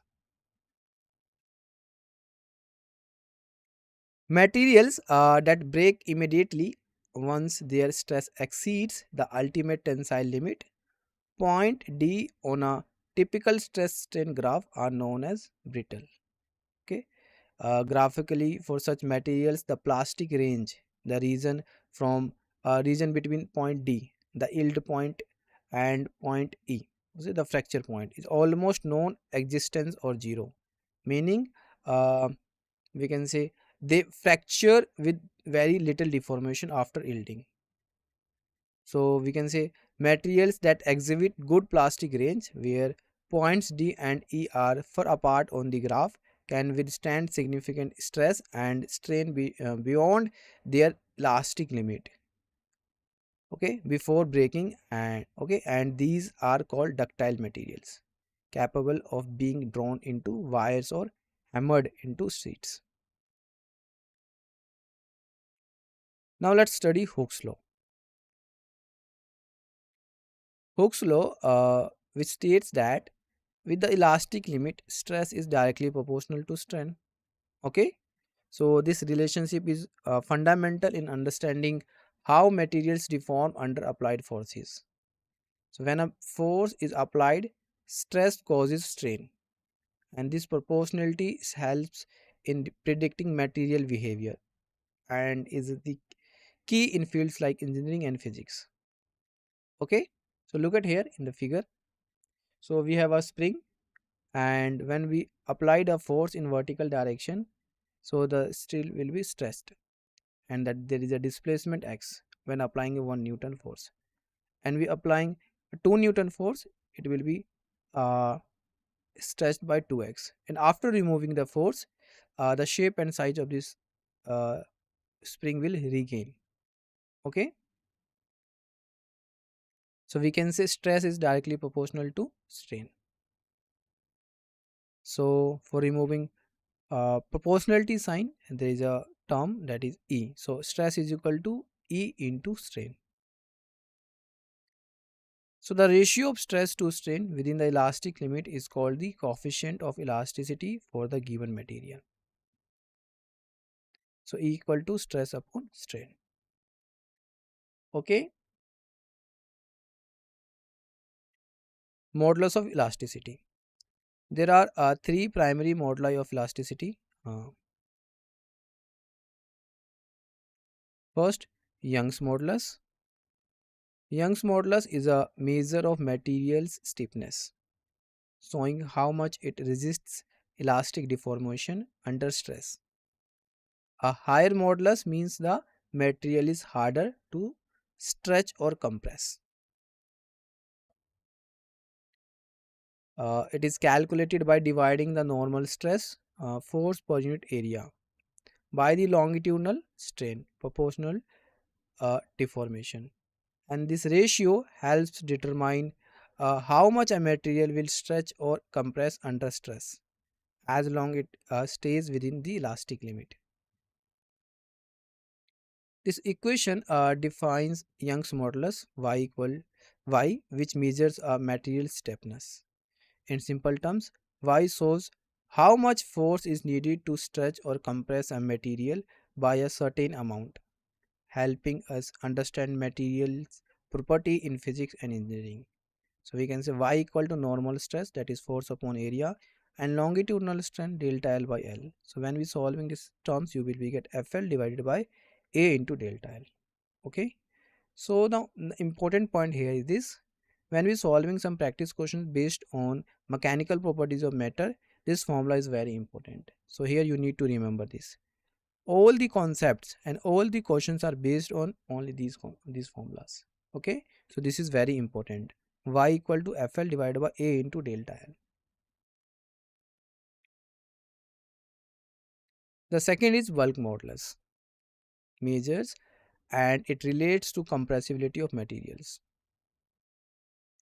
So if we talk about the bulk modulus, so we can say the coefficient of volume elasticity, also known as bulk modulus, measures how resistant a material is to uniform compression. It is defined as ratio of normal stress pressure applied to a material to the resulting volumetric strain. So this B equal to minus P into V divided by delta V. This equation defines bulk modulus, which measures a material's resistance to uniform compression. Okay, where P equal to force upon area represents pressure, which is force per unit area, and the negative sign in the formula that indicates an increase in pressure leads to a decrease in volume, a concept seen in the materials under compression. And the reciprocal of bulk modulus is called compressibility. It is a measure of the material's tendency to decrease in volume under pressure. Okay, or we can say higher compressibility means the materials is more easily compressed, and lower compressibility means it resists compression more. Okay, so all these concepts are very important, so you need to just remember the important formulas and their concepts for the solving questions. K equal to minus 1 divided by V into delta V divided by delta P. So this formula defines the compressibility of a substance. Okay, or we can say reciprocal of bulk modulus. Shear modulus. Shear modulus of rigidity. Okay, So the modulus of rigidity, also known as shear modulus, measures a material's resistance to shear deformation under applied tangential force. It is defined as the ratio of tangential stress to shearing strain. In simple terms, it measures how much force is applied parallel to a surface relative to how much that surface deforms. This concept is important in understanding materials behavior under twisting or sliding forces. So, shearing stress is the force applied tangentially per unit area, while shearing strain is the angle of deformation. Alright. So, the shear modulus eta is the ratio of shear stress to the shearing strain, showing how materials resist deformation. So, eta equal to tangential stress divided by shearing strain. So, just put the value and you will be get FL divided by A into delta X. Breaking force depends upon the area of cross section of the wire. This force, we can say here, a thicker wire can handle more force before breaking than a thinner one. So the greater the cross section area, the higher the breaking force. Breaking force is directly proportional to A. So breaking force equal to P into A. For removing proportionality, there is a constant, and that is P, proportionality constant, okay, and known as breaking stress. Poisson's ratio. Poisson's ratio is defined as the ratio of lateral strain to the longitudinal strain in a material uh, under stress. Alright, or we can say Poisson's ratio is a measure of how much a material expands or contracts laterally when stretched or compressed. It is calculated as the ratio of the lateral strain to the lateral strain.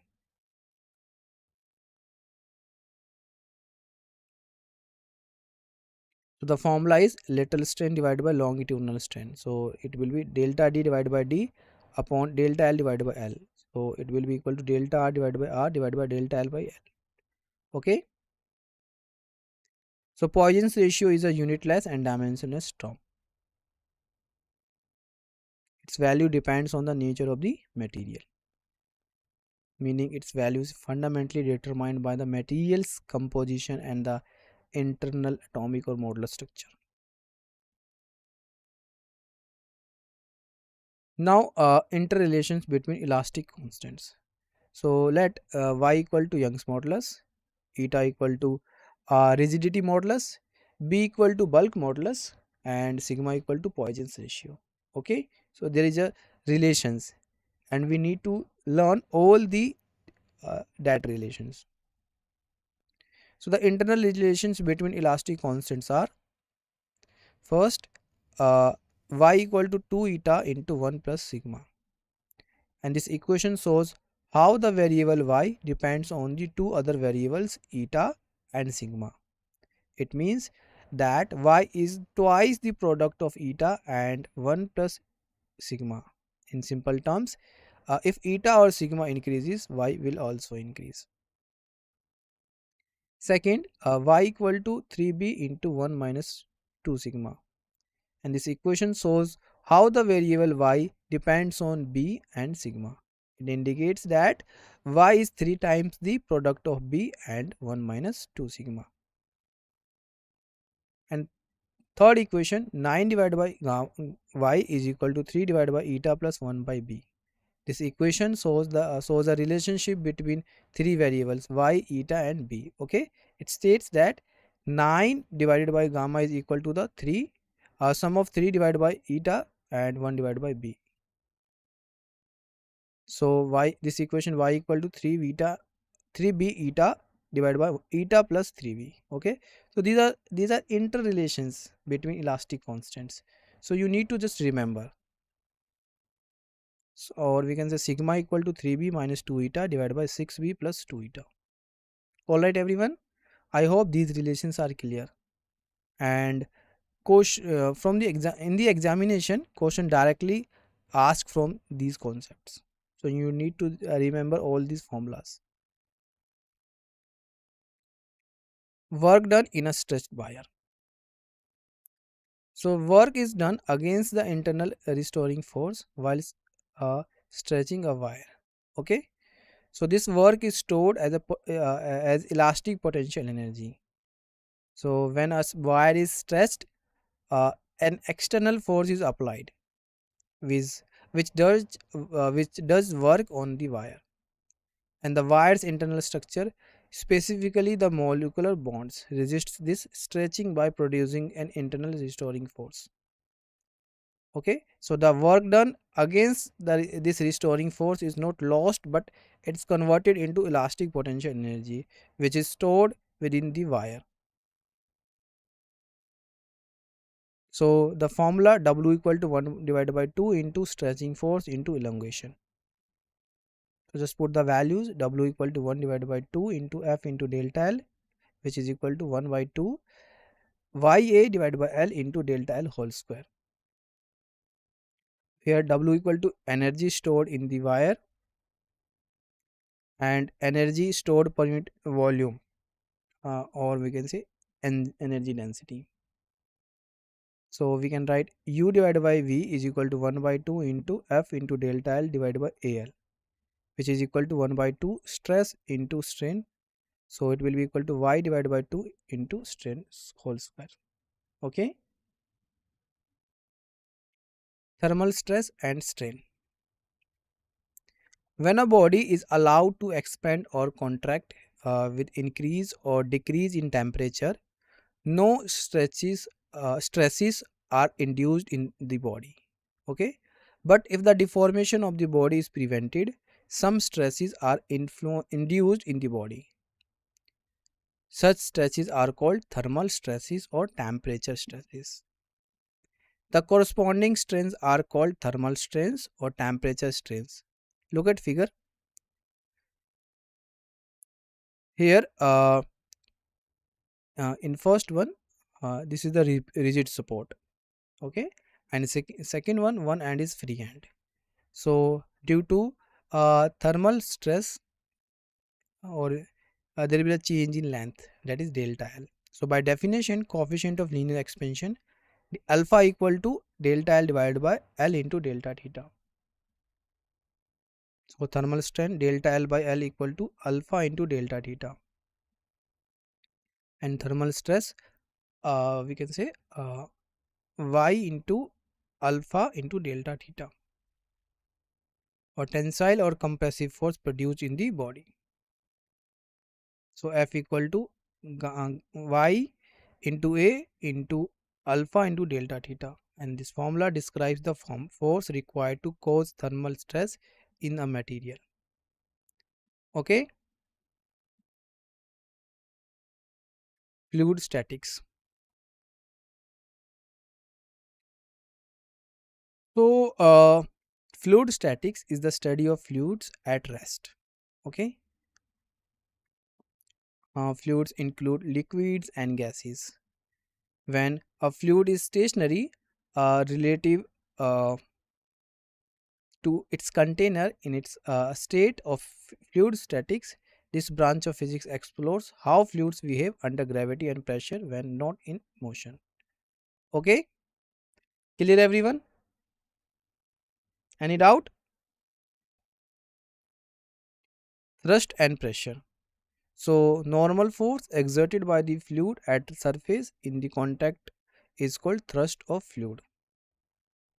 Fluid pressure, on the other hand, is the thrust distributed over a specific unit of that surface area, while thrust is a vector quantity having magnitude and direction.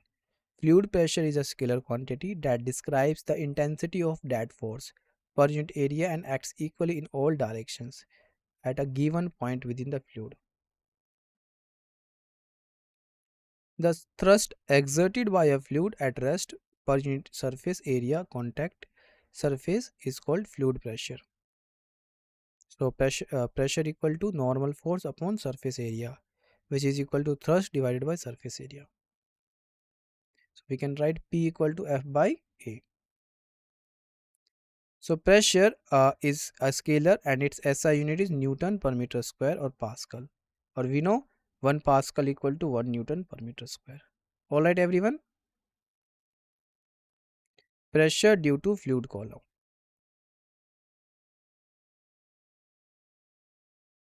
Any doubt here?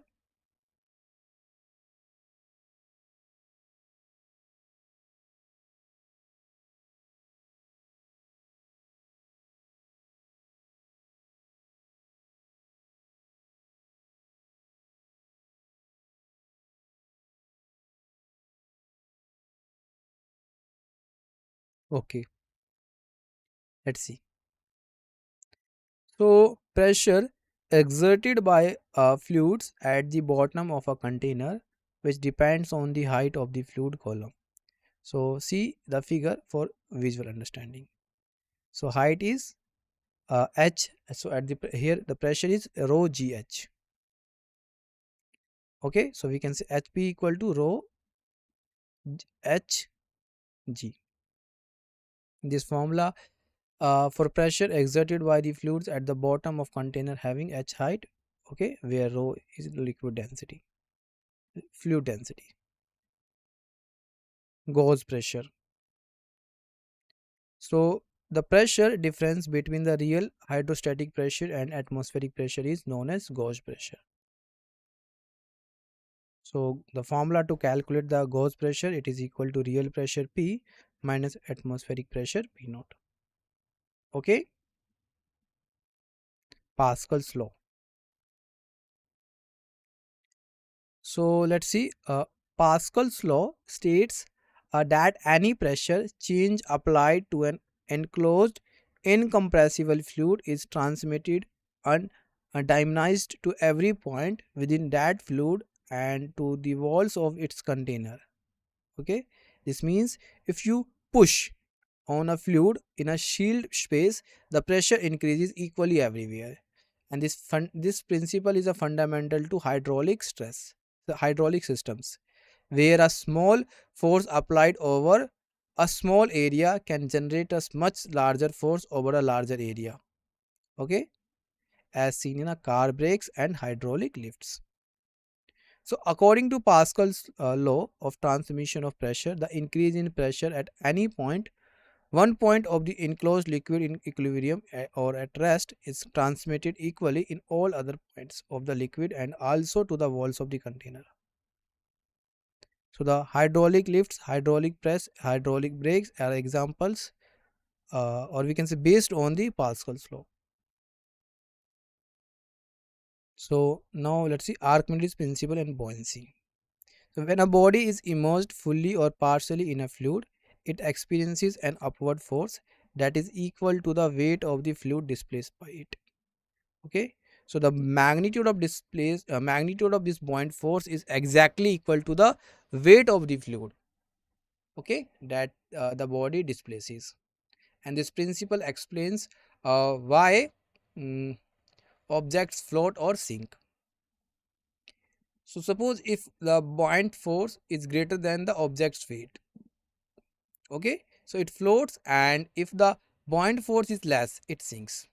This occurs because the fluid pressure, which increases with depth and is greater on the bottom of the object than on the top, resulting a net upward push. Apparent weight of the body. So when a body is immersed in a fluid, it experiences an upthrust due to the fluid, and as a result the apparent weight of the body is reduces. So the formula to calculate the apparent weight, uh, we can say weight of the body minus upthrust due to fluid, and apparent weight of the body is equal to weight of the body minus weight of the fluid displaced.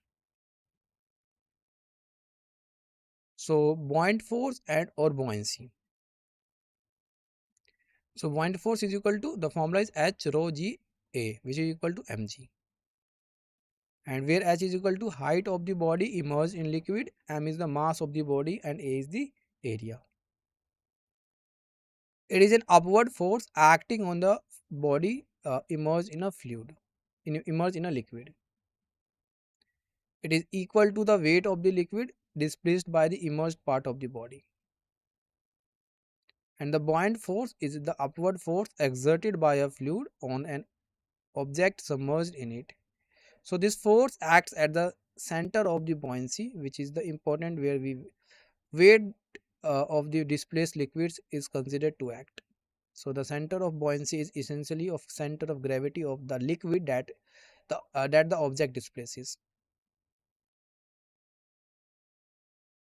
Now law of flotation. So when a body of density rho b and volume v is immersed in a liquid of density sigma, the forces acting on the body are W equal to mg, which is equal to v into rho v g, acting vertically downwards through the center of the gravity, and up thrust F equal to v into sigma into g, acting vertically upwards through the center of the gravity of the displaced liquid. Okay. So the following three cases are possible. Look at figure. So first case, when a body density is greater than the density of the fluid it is in. So its overall weight becomes greater than the upward buoyant force exerted by the fluid. Okay. So according to Archimedes principle, the upthrust is equal to the weight of the fluid displaced by the body. So because the body density is higher, the fluid is displaces weighs less than the body itself. And this results in a net downward force causing the body to sink to the bottom of the container. Okay. For example, a rock sinks in a water because its greater density means it has weight is more powerful than the buoyant force of the water pushing upon it. In the second case, when the density of the body is equal to the density of the liquid, means rho b equal to sigma. In this case, F W equal to F. So the body will float fully submerged in natural equilibrium, submerged in neutral equilibrium. Okay, anywhere in the liquid. So in this condition, the weight of the body is perfectly balanced by the uh, upward buoyant force exerted by the fluid. Since there is a no net force acting on the body, it will no sink or rise to the surface, but will instead remain suspended at any level within the fluid where it is placed. This state is known as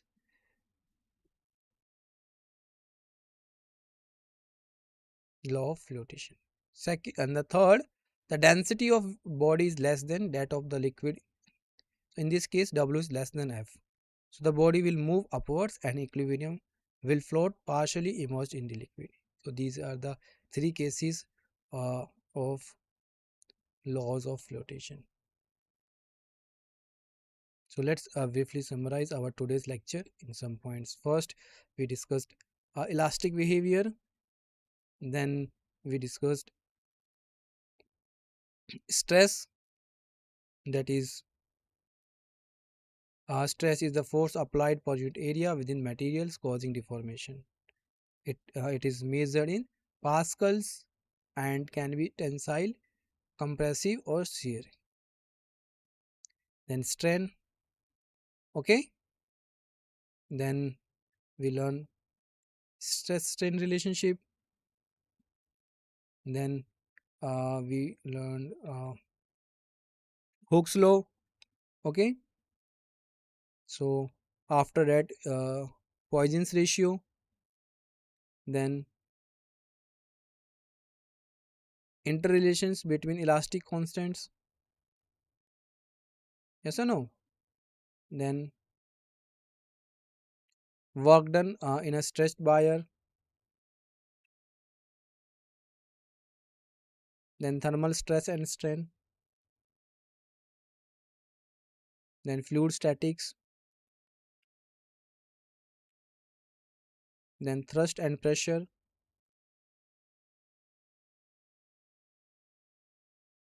Then pressure due to fluid column. Then gauge pressure. Then Pascal's law. Then Archimedes principle and buoyancy. Then laws of flotation. Okay, so these are the topics which we already covered. Thank you for your attention. Now we will solve some practice questions based on mechanical properties of matter. So are you ready for the practice questions? These practice questions improve your problem solving skill and work as a booster in the examination. Okay, so you need to solve each questions one by one. Are you ready? Yes or no?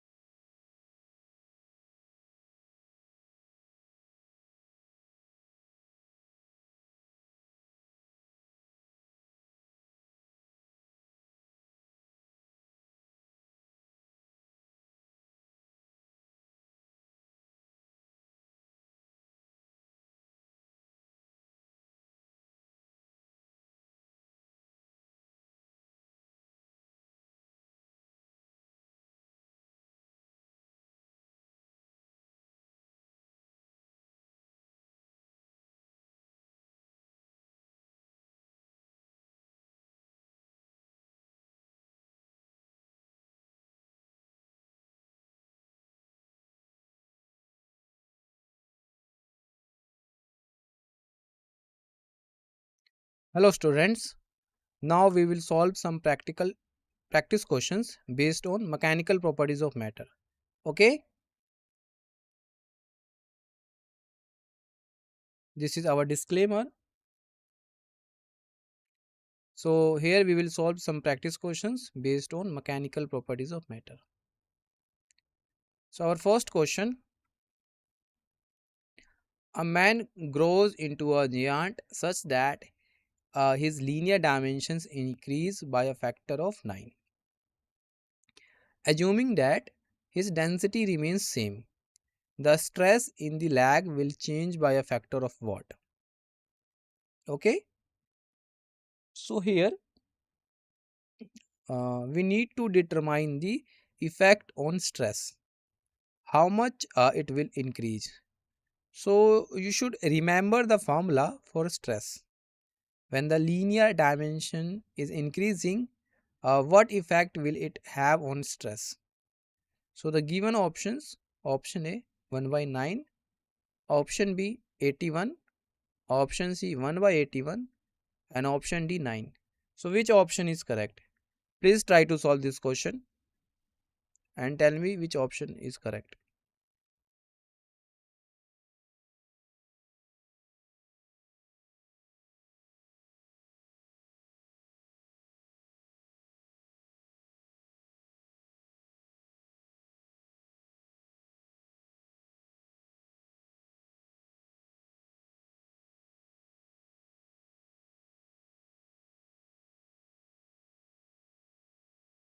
Which one is correct?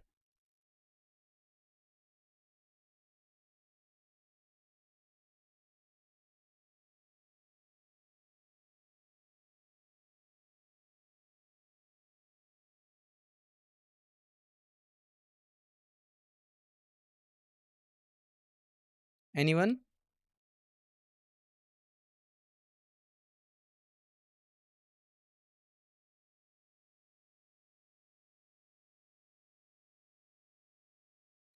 Let's see the solution. So correct option is D. So we know the formula of stress, that is force upon area.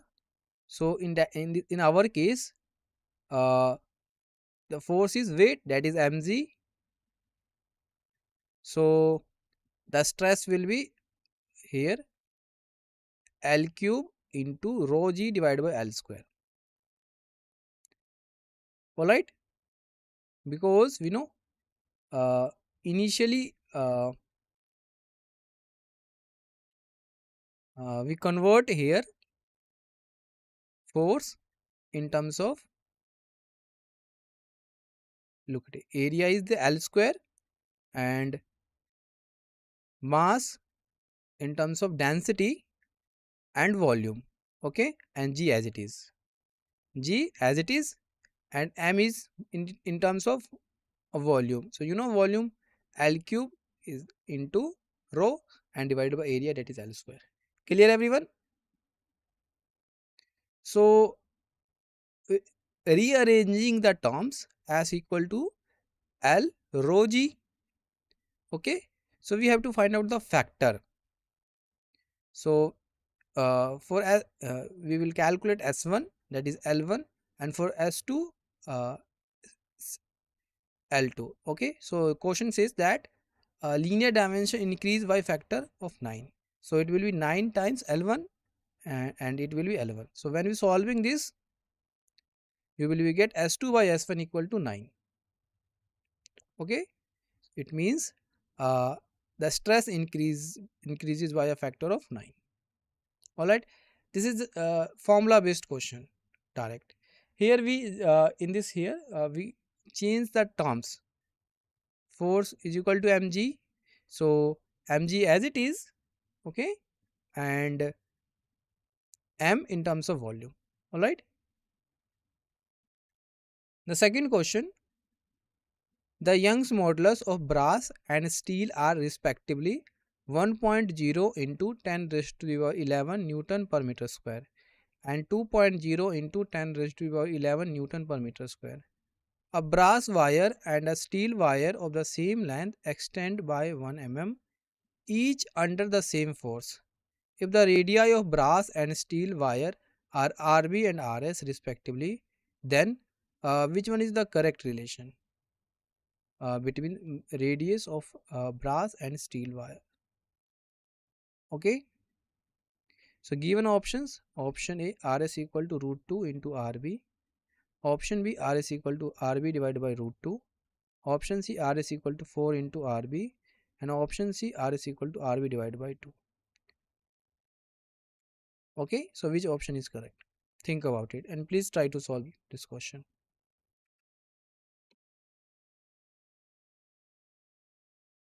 Yes, which one is correct?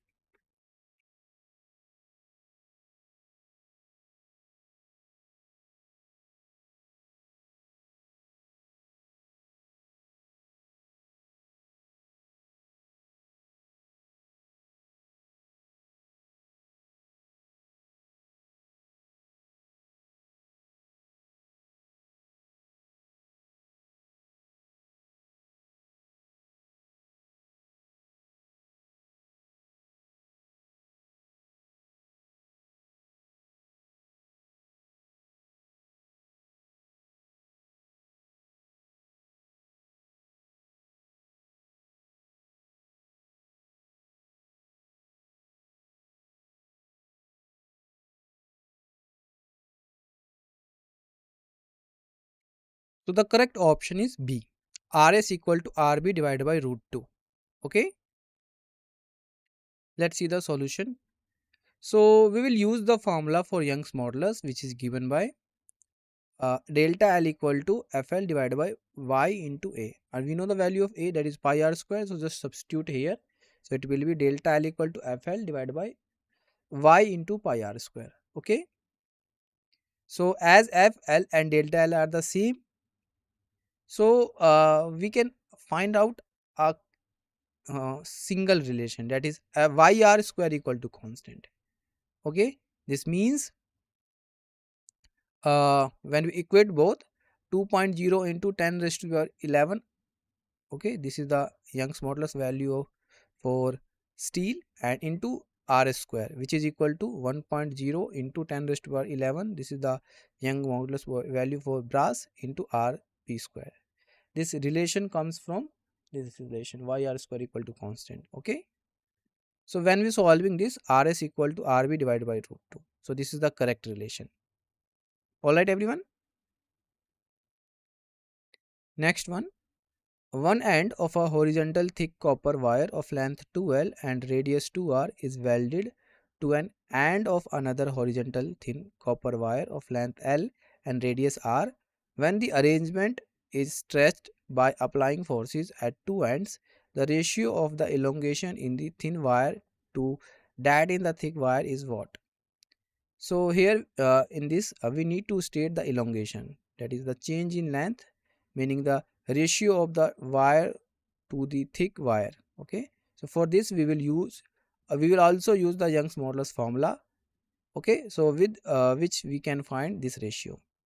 So given options, option A 0.25, option B 0.50, option C 2.0 and option D 4.0. So which option is correct? Please try to solve this question, everyone.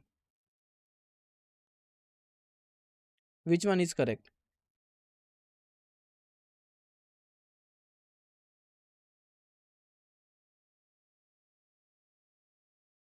Yes. VK, Varsha, Karthik. Which one is correct? Please try to solve this question.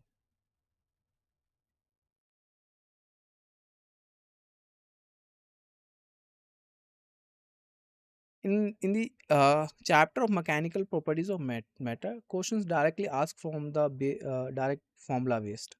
Okay, based on Young's modulus, stress, strain. So you need to just remember formulas.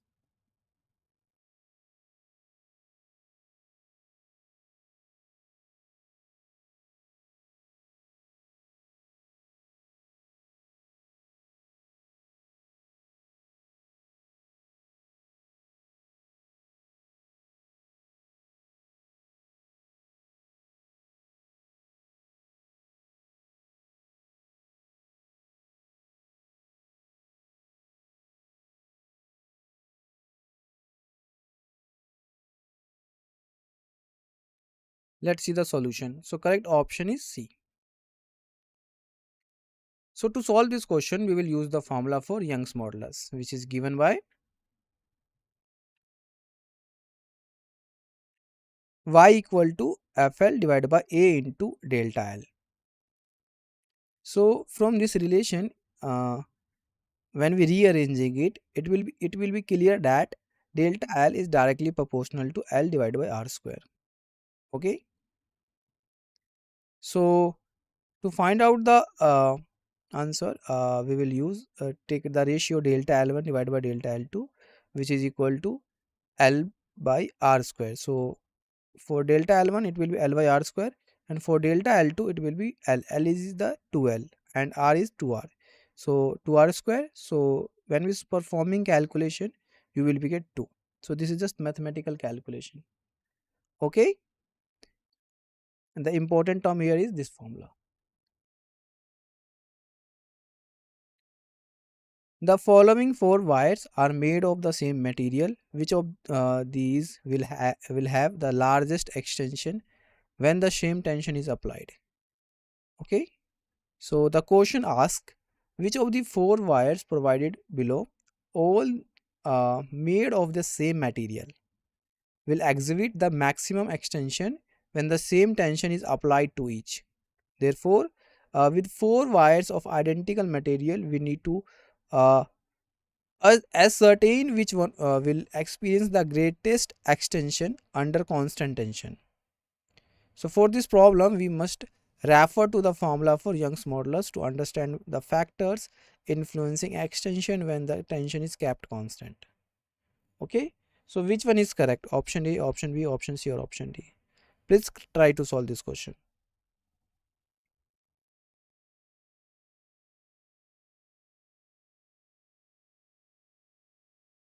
So correct option is A. Okay.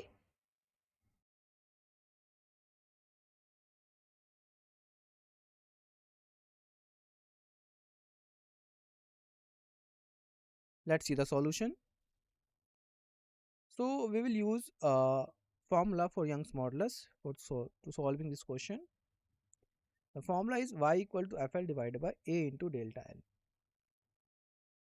Okay, and we know the value of A and we know the value of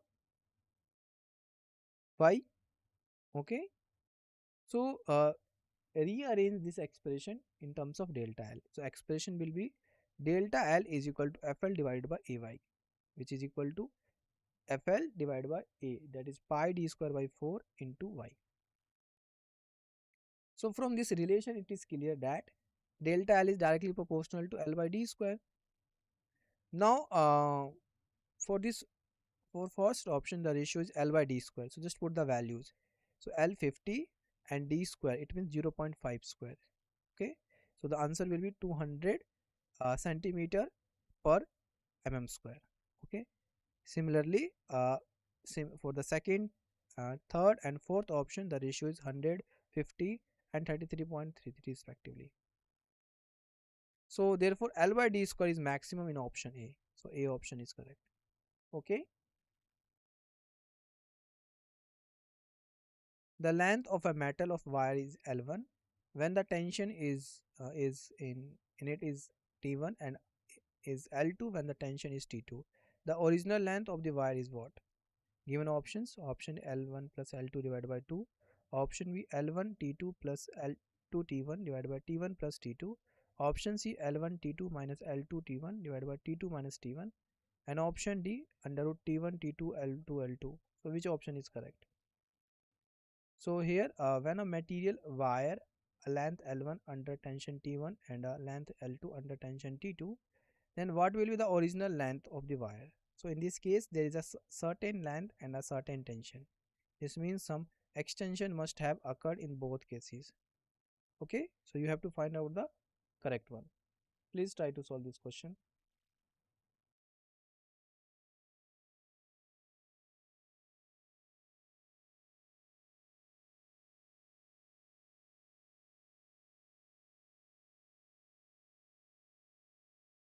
So correct option is C.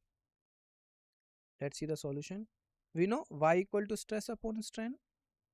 So just put the values of stress and strain. Okay, so it will be y equal to stress. The original length is L, so the extension delta L, L1 will be L1 minus L. Thus y equal to T1 into L divided by A into L1 minus L. So when we solving this, you will be get T1 into L divided by A into L1 minus L. Let this is equation first. Similarly, y equal to T2 into L divided by A into L2 minus L. Okay, and let this is equation second. So using these two equations, when we equate, because of the wire is the same and made of the same material, their Young's modulus will be equal. That is why we have equated them. Now from here the terms cancel out, L and A. So we need to find L. We will cross multiply and solve. Then our L will be equal to this expression. L equal to T2 into L1 minus T1 into L2 divided by T2 minus T1. Okay. Two wires are made of the same material and have the same volume. However, wire 1 has cross-sectional area A and wire 2 has cross-sectional area 3A. If the length of wire 1 increases by delta x on applying force F, how much force is needed to stretch wire 2 by the same amount? Okay. So note, both wires are made of the same material, therefore their Young's modulus will be same, and here the volume is also given as the same. So using this fact we can find the lengths. Okay, so this given option F, option B 4F, option C 6F, and option D 9F. So which option is correct? Please try to solve this question.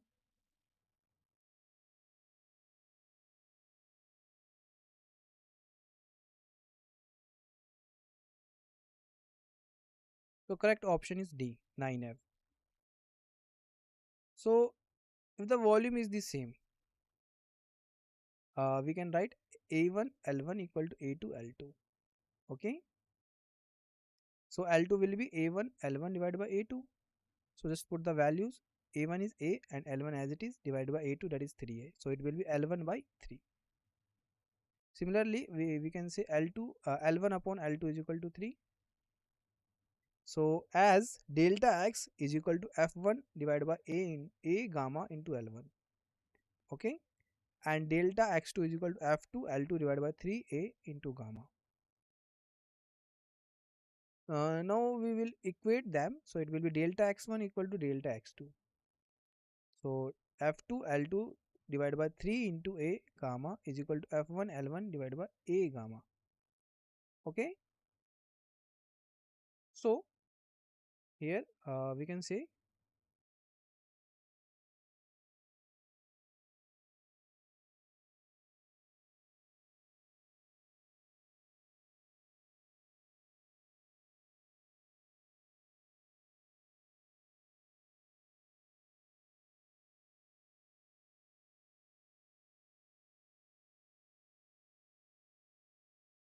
F2 equal to 3F1. Okay. So 3F1 into L1 divided by L2. So when we solving this, you will get 9F. Okay, everyone.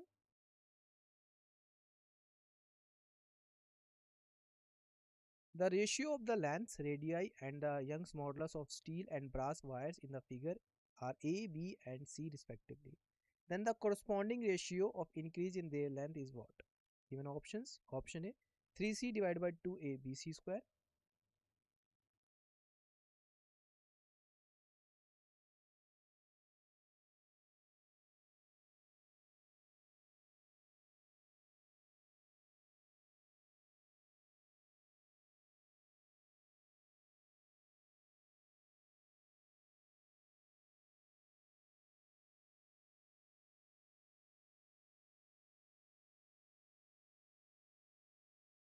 Option B 2A square C divided by B.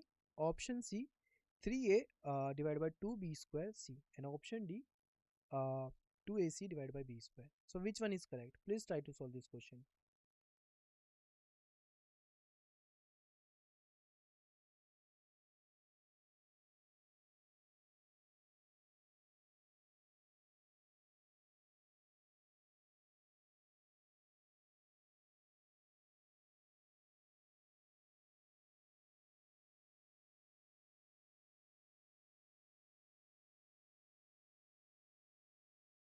So correct option is C. Let's see the solution. For the steel wire, delta Ls equal to F into Ls divided by Ys into As. So this is the formula of Young's modulus. Okay. So according to question, just substitute the values. F is here uh, 3m delta S equal to 3 mg Ls divided by Ys into pi r square. Pi r square. As we know, 2m plus m equal to 3m. So just replace the value m with 3m. So for brass wire, similarly we will calculate delta LV. Okay. So it will be 2 mg LV divided by YV into pi RV square. So when we have delta LS, that is 3 mg LS divided by YS into pi R square, and delta LV equal to 2 mg LV divided by YV into pi RV square. So delta LS upon delta LV, when we calculate it, you will be get this one. Okay. And the final answer will be 3A divided by 2B square C. Okay, everyone. Yes or no?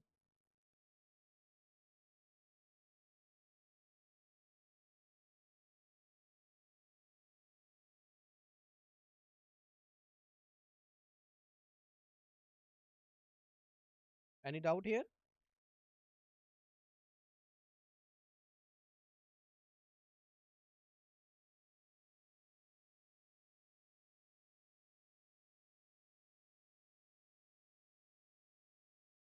If you have any doubt, please ask.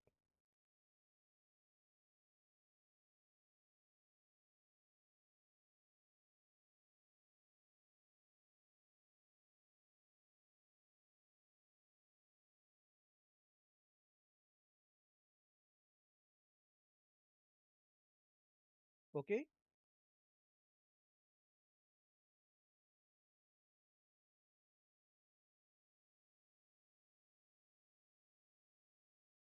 Next question.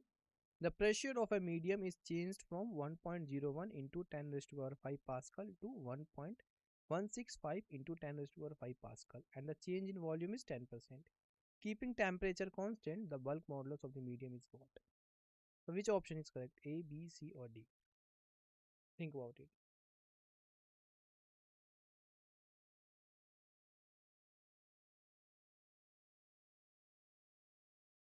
The correct option is D. So change in volume percentage will be delta V divided by V into 100%, that is minus 10%. Here uh, minus sign shows the decrease in volume. So from the definition of bulk modulus, that is B equal to minus delta P divided by V delta V upon V. Substitute the values, we have this one, B equal to this one. After performing calculation, you will get B equal to 1.55 into 10 raised to 5 Pascal. Okay. Thank you for your attention. That's all for the today. In the next lecture, we will learn about mechanical properties of matter part 2, and we will also solve some questions based on those topics. Okay everyone, thank you for your attention.